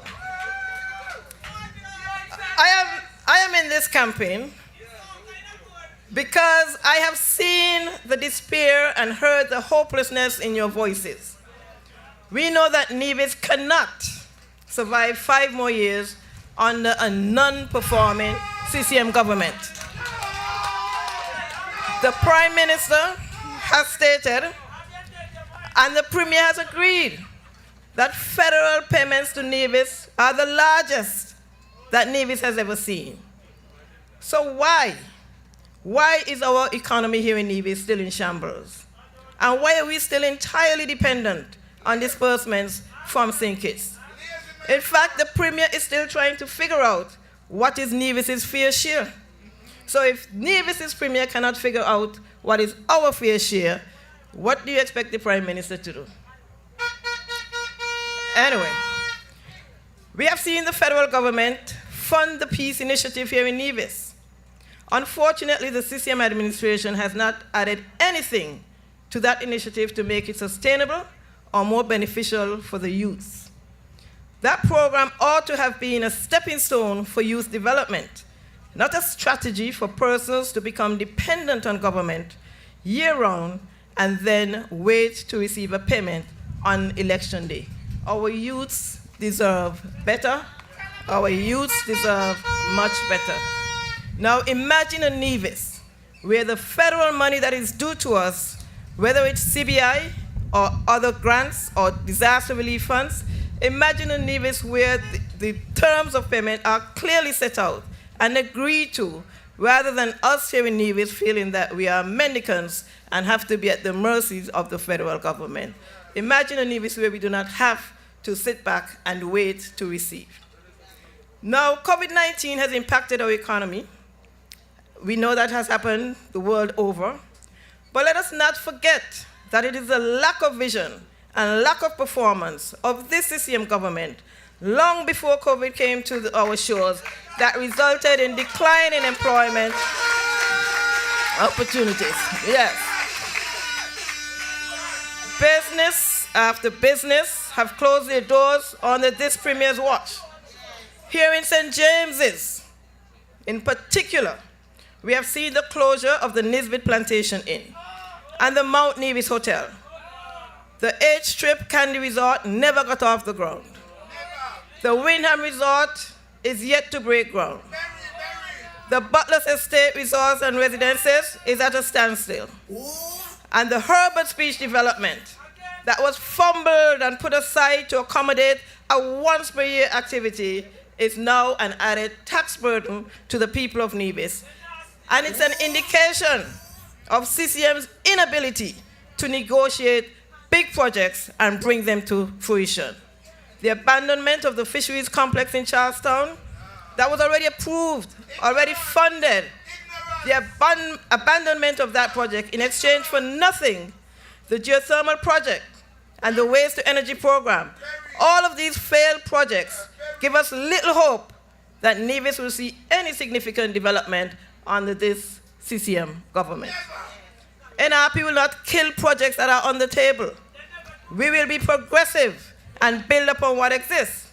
It is ludicrous to think that because your party did not start a project, you cannot advance it. The dialysis, the dialysis machines is a painful example of where the people of Nevis have suffered from the inept governance of the CCM administration. We must put egos aside and govern as if we're running a relay and keep moving forward, not starting over each time because of egos. Now imagine a Nevis on an NRP government where there is continuity of projects for the benefit of all people. That is what this NRP brings to you. Imagine a Nevis where large projects are negotiated and successfully implemented to create equal employment opportunities for the residents of Nevis. And a Nevis where the government has standard procedures for procurement of goods and services. You would have heard from my former employers, you would have heard from my colleagues, standardization, organization, these are things that are important for a more productive and progressive Nevis. Another reason why the CCM government cannot be given another 5 years is their lack of fiscal responsibility. Cost overruns are seen over and over again. We look just across here to the Newcastle police station, budgeted for $3.5 million and ended up costing $5.5 million. The never-ending hospital expansion, where the budgeted amount can only deliver a shell, and then additional funds are now needed to deliver the inside. The Shores Road project, designed to connect Newcastle to Fountain, but could not make it out of Newcastle.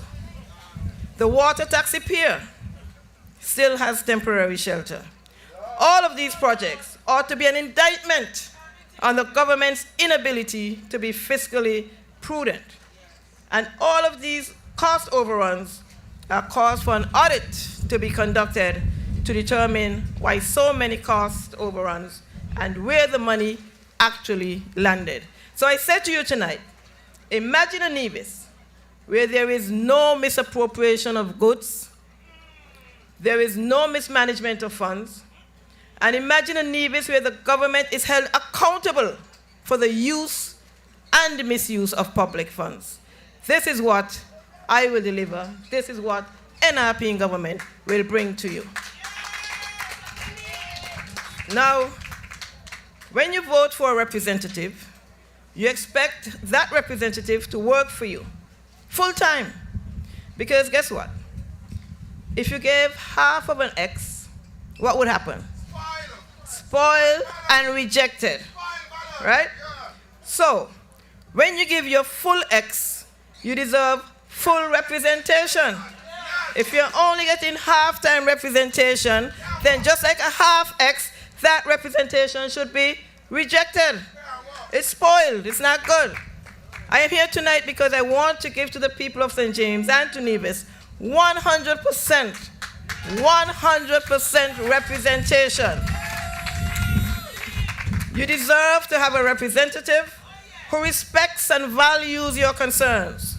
You deserve to have a representative who appreciates the value of St. James and can capitalize on all that St. James has to offer to create a better standard of living for you.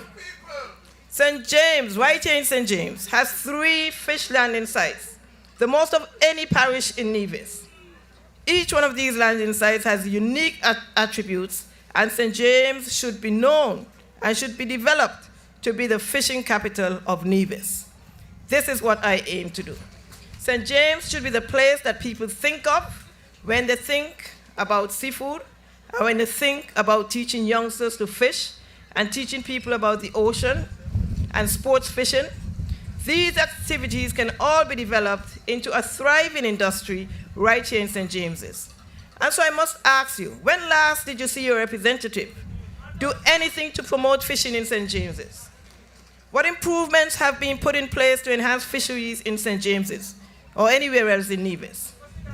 I am not your representative yet, but I have worked with fishers like Dan Perkins and Mackie Moore to organize fishing tournaments. And there will be many more to come. I have worked with the Newcastle Bay Foundation and fishermen like George Hicks and Glennis David and many others to put new lockers right there at the Newcastle Bay. I have worked with community members and groups such as the New Vision, Togetherness Sports and Social Club to organize beach cleanups and help to get a dumpster at the site to help to keep the area clean. And so, when last did you see your representative asking the fishers, how may I help you? How may I help you to assist with upgrades to your boats, or to install ramps at the fish landing sites, or repairing the old dock at Newcastle Bay, and installation of a decompression chamber for fishers who get sick with the bends? These are not only opportunities to create jobs, but to provide services that are sorely needed.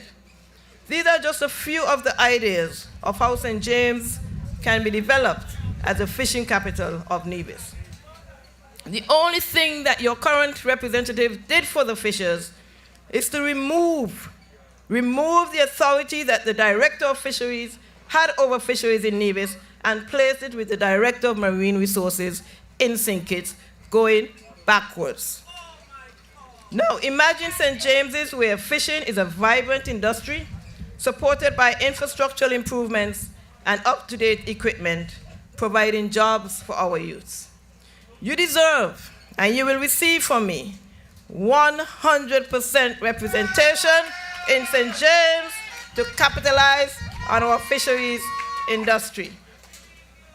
It was NRP who laid a solid foundation in tourism and banking to provide good-paying jobs for the people of Nevis, in Nevis, it was many of you were able to own your own homes and pay for them and have a space to maintain a garden.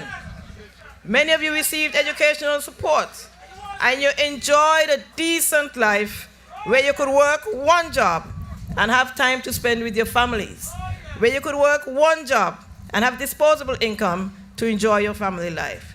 Now, under this failing CCM government, new development is scarce, job opportunities are scarce, and there are little to no opportunities for our college and high school graduates.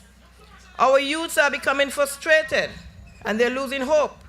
The sad thing is that this government shows no empathy, does not care, and leave our youth to defend for themselves. Here in St. James's, we have a wind farm. We are connected to the Atlantic Ocean, along with the geothermal resources, which they have fumbled, and the development of solar energy in St. Kitts. Why cannot we consider or imagine a St. James's where we have educational opportunities and skills training in renewable energy right here in St. James's Parish? We have a number of farmers and lands that are suited for agriculture and honey production right here in St. James's. Job creation can also be included in these areas. We have 2 primary schools, and our teachers struggle. They struggle with meager salaries and inadequate supply of teaching aids. Up to this day, there is no real reason why the laptop program that was introduced by NRP was terminated. Our teachers work hard to ensure that our children achieve. Many times they have to work at their expense and buy school supplies at their expense. We must show appreciation to our teachers, and we must have incentives for our teachers. We have incentives for university graduates, we have incentives for fishers. What are the incentives for our teachers on the NRP? These are things that we would look at. There are students who at times cannot afford the school lunch program. So I say to you, imagine Nevis, where our teachers are valued and appreciated and rewarded for their hard work, and they do not have to use personal funds for instructional aids. Can you imagine that? Imagine where the students can receive a hot lunch even when their parents cannot pay for it. Where students can receive scholarships to attend regional colleges and not have to travel to distant and remote places. When we care for people, we do things unto them that we would do for ourselves. When last did you see your representative? I'm going to ask this. When last did you see your representative? Asking parents how they're doing with the challenges of COVID-19 and how they're managing with their young ones and daycare facilities in St. James's. When last did you see your representative asking his constituents, those who would have lost their jobs due to the closure of Nisbet Plantation and Mount Nevis Hotel? When last did you see him asking, how are you coping? I asked in Butlers and Bricklin and Mount Lily and Camps, Barnaby, Libert Hill. I asked in Fountain, I asked in Newcastle.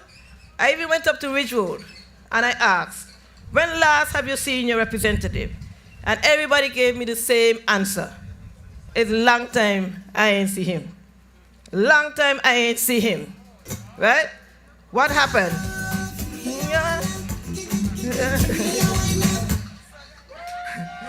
So, the representative said, maybe he went St. Kitts, or maybe he went foreign. But nobody can say when last they saw this man who is supposed to be the elected representative.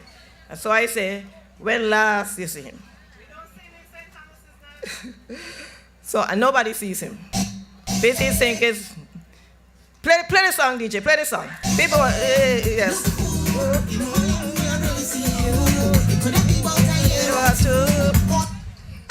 Yes. So, it is high time, I think. It is high time that Nevis's economy be diversified in a meaningful way. We know that COVID-19 has changed the playing field. And I can assure you that our newly transformed NRP is ready to take up the mantle and transform Nevis's economy to create employment opportunities for the people of Nevis, in Nevis, once again. We want to go to St. Kitts when we want to go, not because we have to go. The politicians may want to go when they want to go. We want to go when we want to go as well. So no representative and no government is going to get results unless they have a vision. You need a vision and a plan on how to move the country forward. NRP has the vision and the plan to bring employment opportunities to the people of Nevis through innovations in the blue-green economy. There are opportunities for innovations in agriculture, in fishing, in telecommunications. And I can speak about these things because I've seen it done elsewhere. I have participated in the development of these programs elsewhere, and I can do it right here in Nevis. Right? Development in climate change mitigation in our educational system, healthcare systems, sports, heritage, and culture. Innovation is what we need to deal with this challenging time that we're living in with COVID-19. Now, your newly transformed NRP has plans. Your newly transformed NRP has ideas. Your newly transformed NRP has the compassion to turn Nevis around for the benefit of the people. But there's one thing that we need to make this happen. You must do your part on election day. You must vote to see the change that you deserve, to live a better life in Nevis, to have jobs in Nevis. I ask you to give this newly transformed NRP a chance. Give this newly transformed NRP a chance.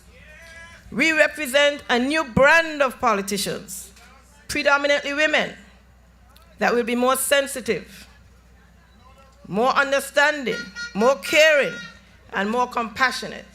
And we understand what it means to manage a budget or to manage finances, even when there are no finances to be managed. So give us a chance to prove that this newly transformed NRP is different and that we can provide a better future for you and for your children and for your children's children.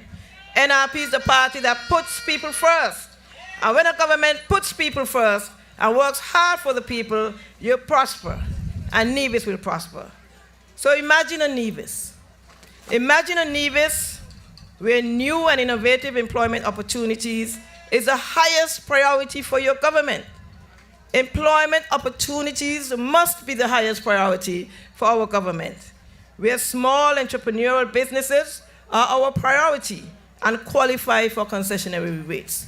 We hear all the time about big developments, foreign developments, getting concessions, and our small businesses that are trying to make a headway here cannot get concessions. I am telling you that under this NRP, small businesses would be valued and treated the same way. So, if you can imagine it, you can achieve it. Nevis people, St. James people, better days are coming. Better days are coming.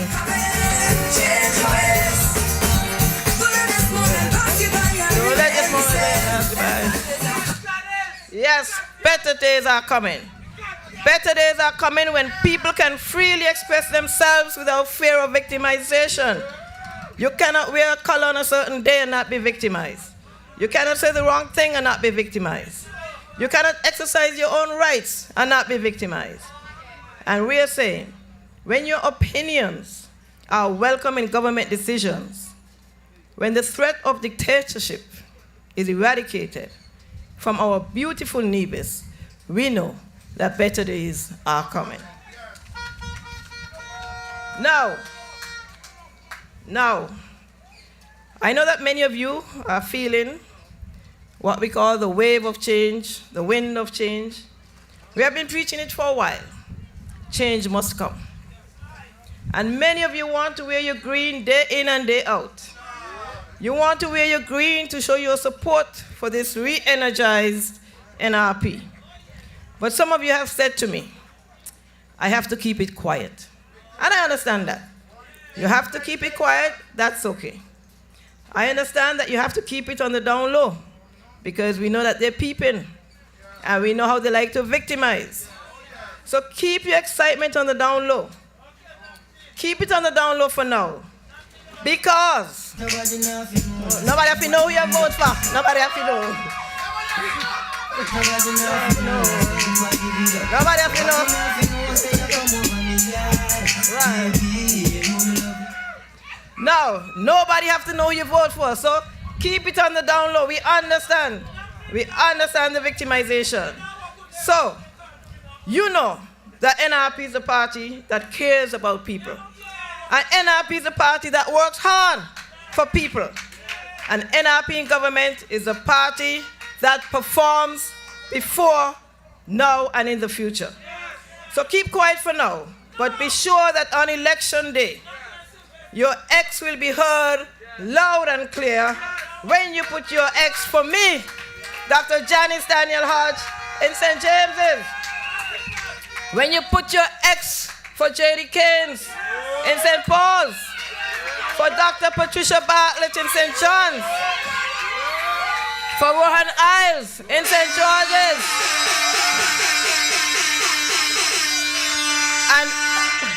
and Honorable Cleo Stapleton Simmons in St. Thomas's, because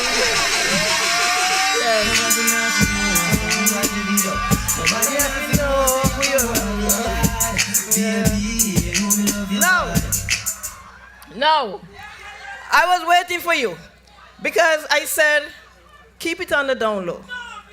Keep it on the down low, right? Because we know that they're going to victimize. But wait for your part, for the NRP soldiers who have stood strong with NRP, through thick and thin, who have been victimized over and over again. Been victimized over and over again, but still refuse to lie low. Still refuse. We know that this is NRP time. And we're going to rally like we never rallied before. So for the NRP soldiers, wear your colors. Wear your colors. Show your flags. Make some noise. Because this is the time. This is the time for performance. Performance matters. Performance matters.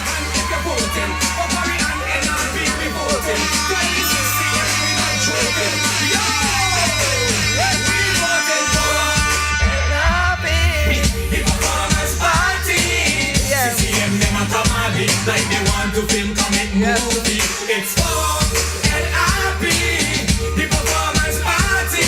CCM them a comedy like they want to film comic movie.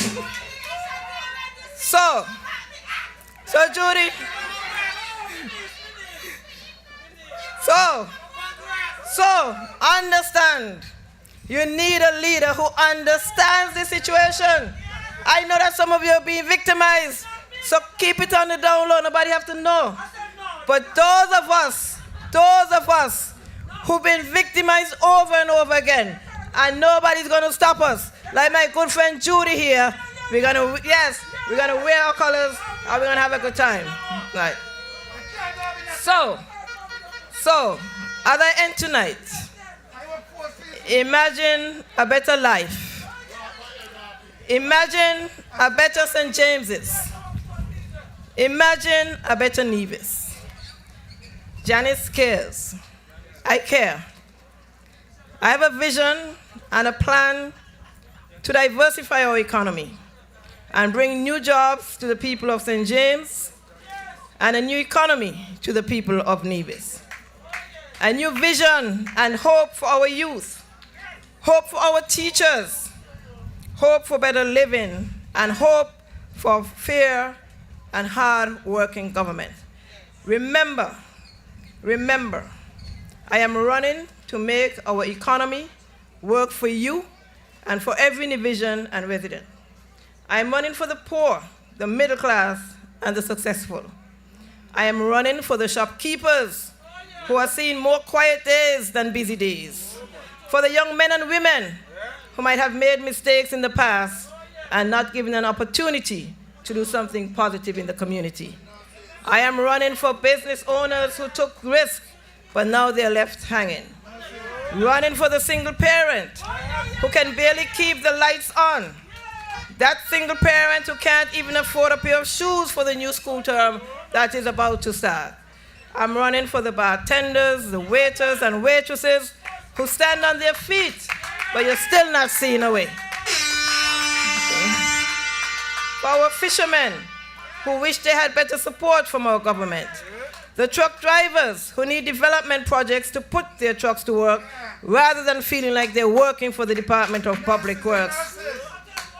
I am running so that we can finally increase the pay for our essential workers.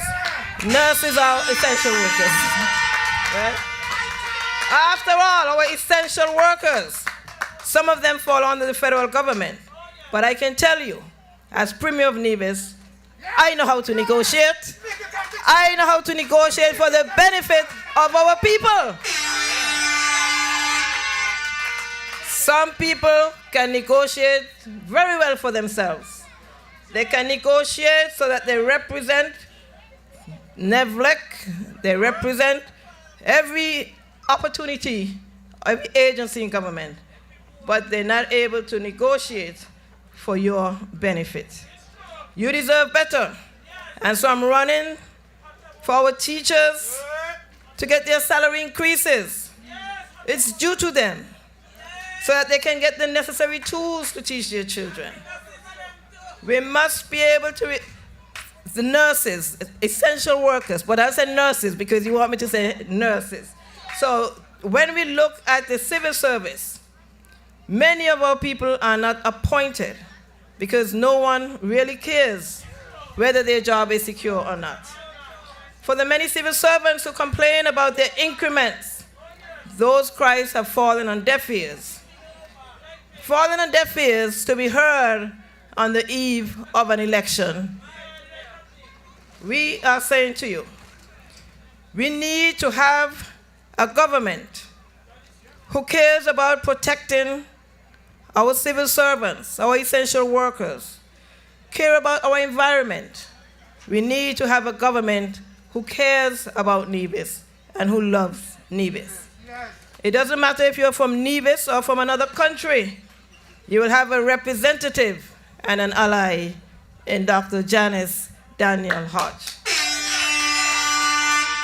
I am running because you deserve better and change must come. I was born by a river, and I hope the DJ can end out on this song, that in order for us, all of us, here in St. James's and here in Nevis, to have a better life, to have a better future for our children, we must put our X to the NRP candidates. We must put our X to the bottle and understand that we said change must come. And change is going to come. Because you're going to vote in St. James's for NRP. And you're going to vote in St. Thomas's for NRP. And you're going to vote in St. Paul's for NRP. And you're going to vote in St. John's for NRP. And we're asking you tonight to help us bring about that change. We said change must come. And we know, with your support, change is going to come. Change will come. I'm coming. Change gonna come. Change gonna come.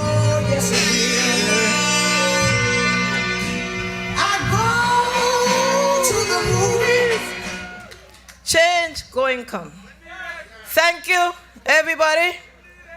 Thank you. We know that tonight, COVID-19, we had some restrictions, but guess what?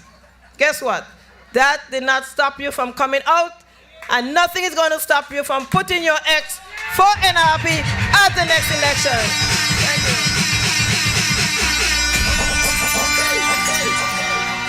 Nevis first. Oh Lord, Nevis first.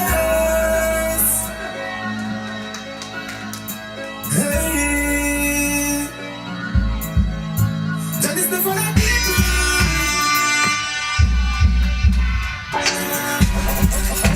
Protect your pride and lose character. Nevis Reformation. Janice shine bright, could I never dim. She the for the people.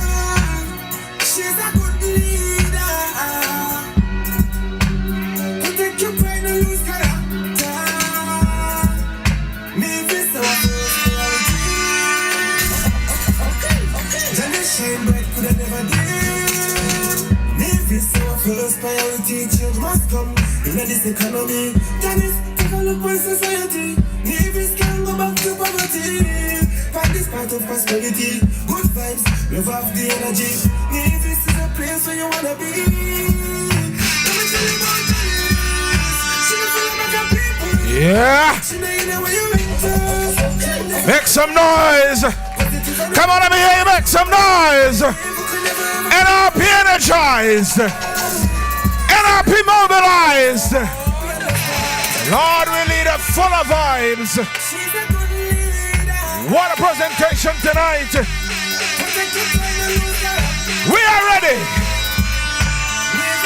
The green machine is ready. We are ready to hit the campaign trail with a leader that is compassionate, that listens and understands.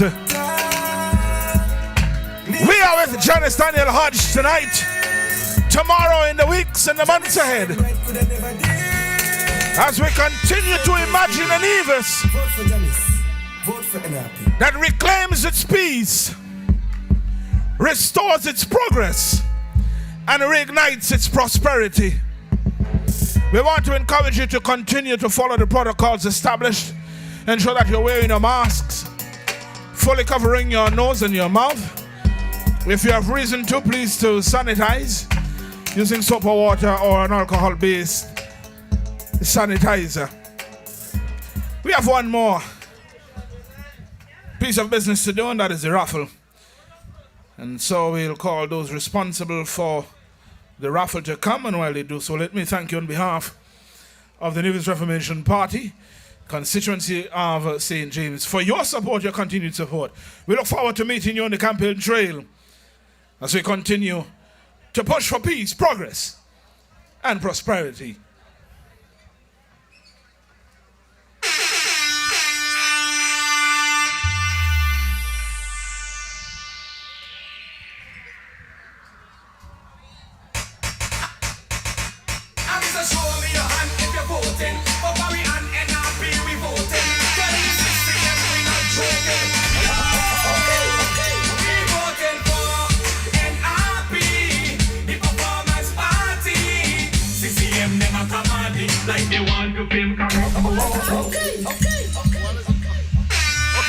Everybody, good night. We want all the ticket holders, please, to have your ticket ready.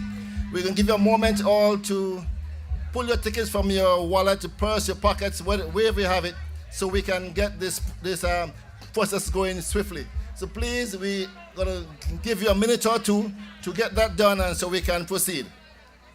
DJ, play something quickly, please. Show me your hand if you're voting for Barry and NRP, we voting. Tell the CCM we not joking. Yo, we voting for NRP. Okay. Can I have the first volunteer, please, for prize number 3, which is the $500 prize? Okay, we're going to give the box a big shake. We believe in transparency, so we have you have a look while Shaq, our first choice, will pick number 3. Prize number 3. Shaq. Check out the name.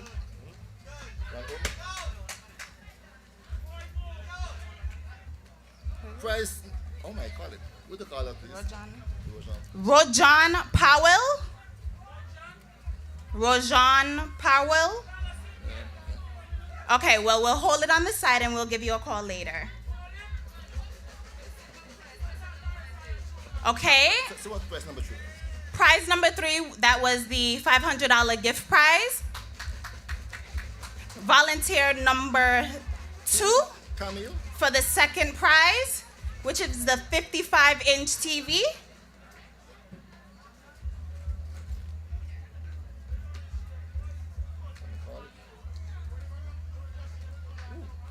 Clive Hamilton. Clive Hamilton. Number 291. Clive Hamilton.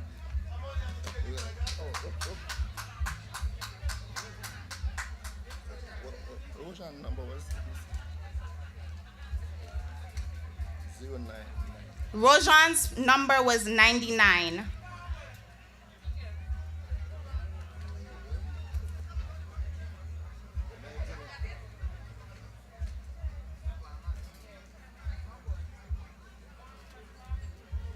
Again, the TV, number 291, Clive Hamilton.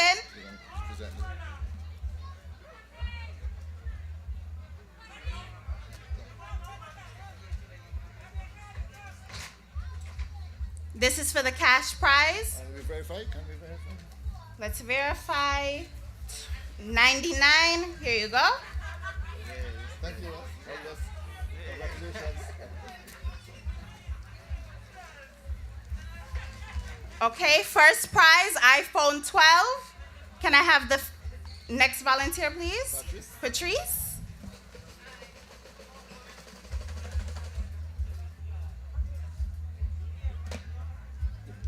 Oh, Lord. Oh, my. Somebody. We don't.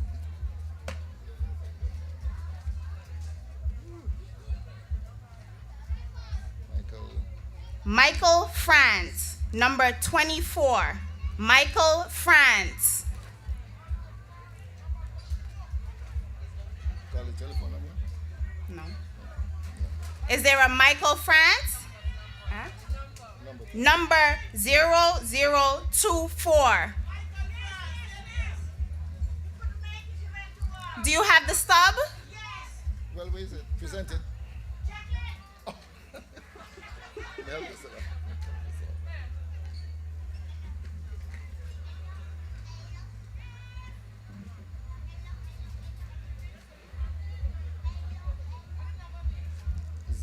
0024.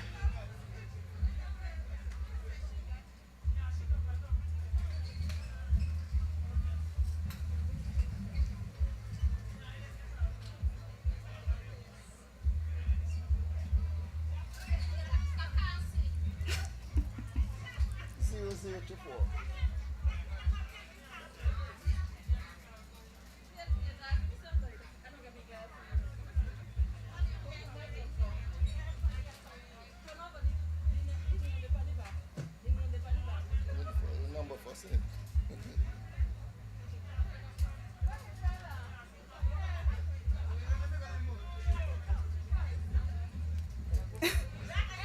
Right here, right here. Yes. All right.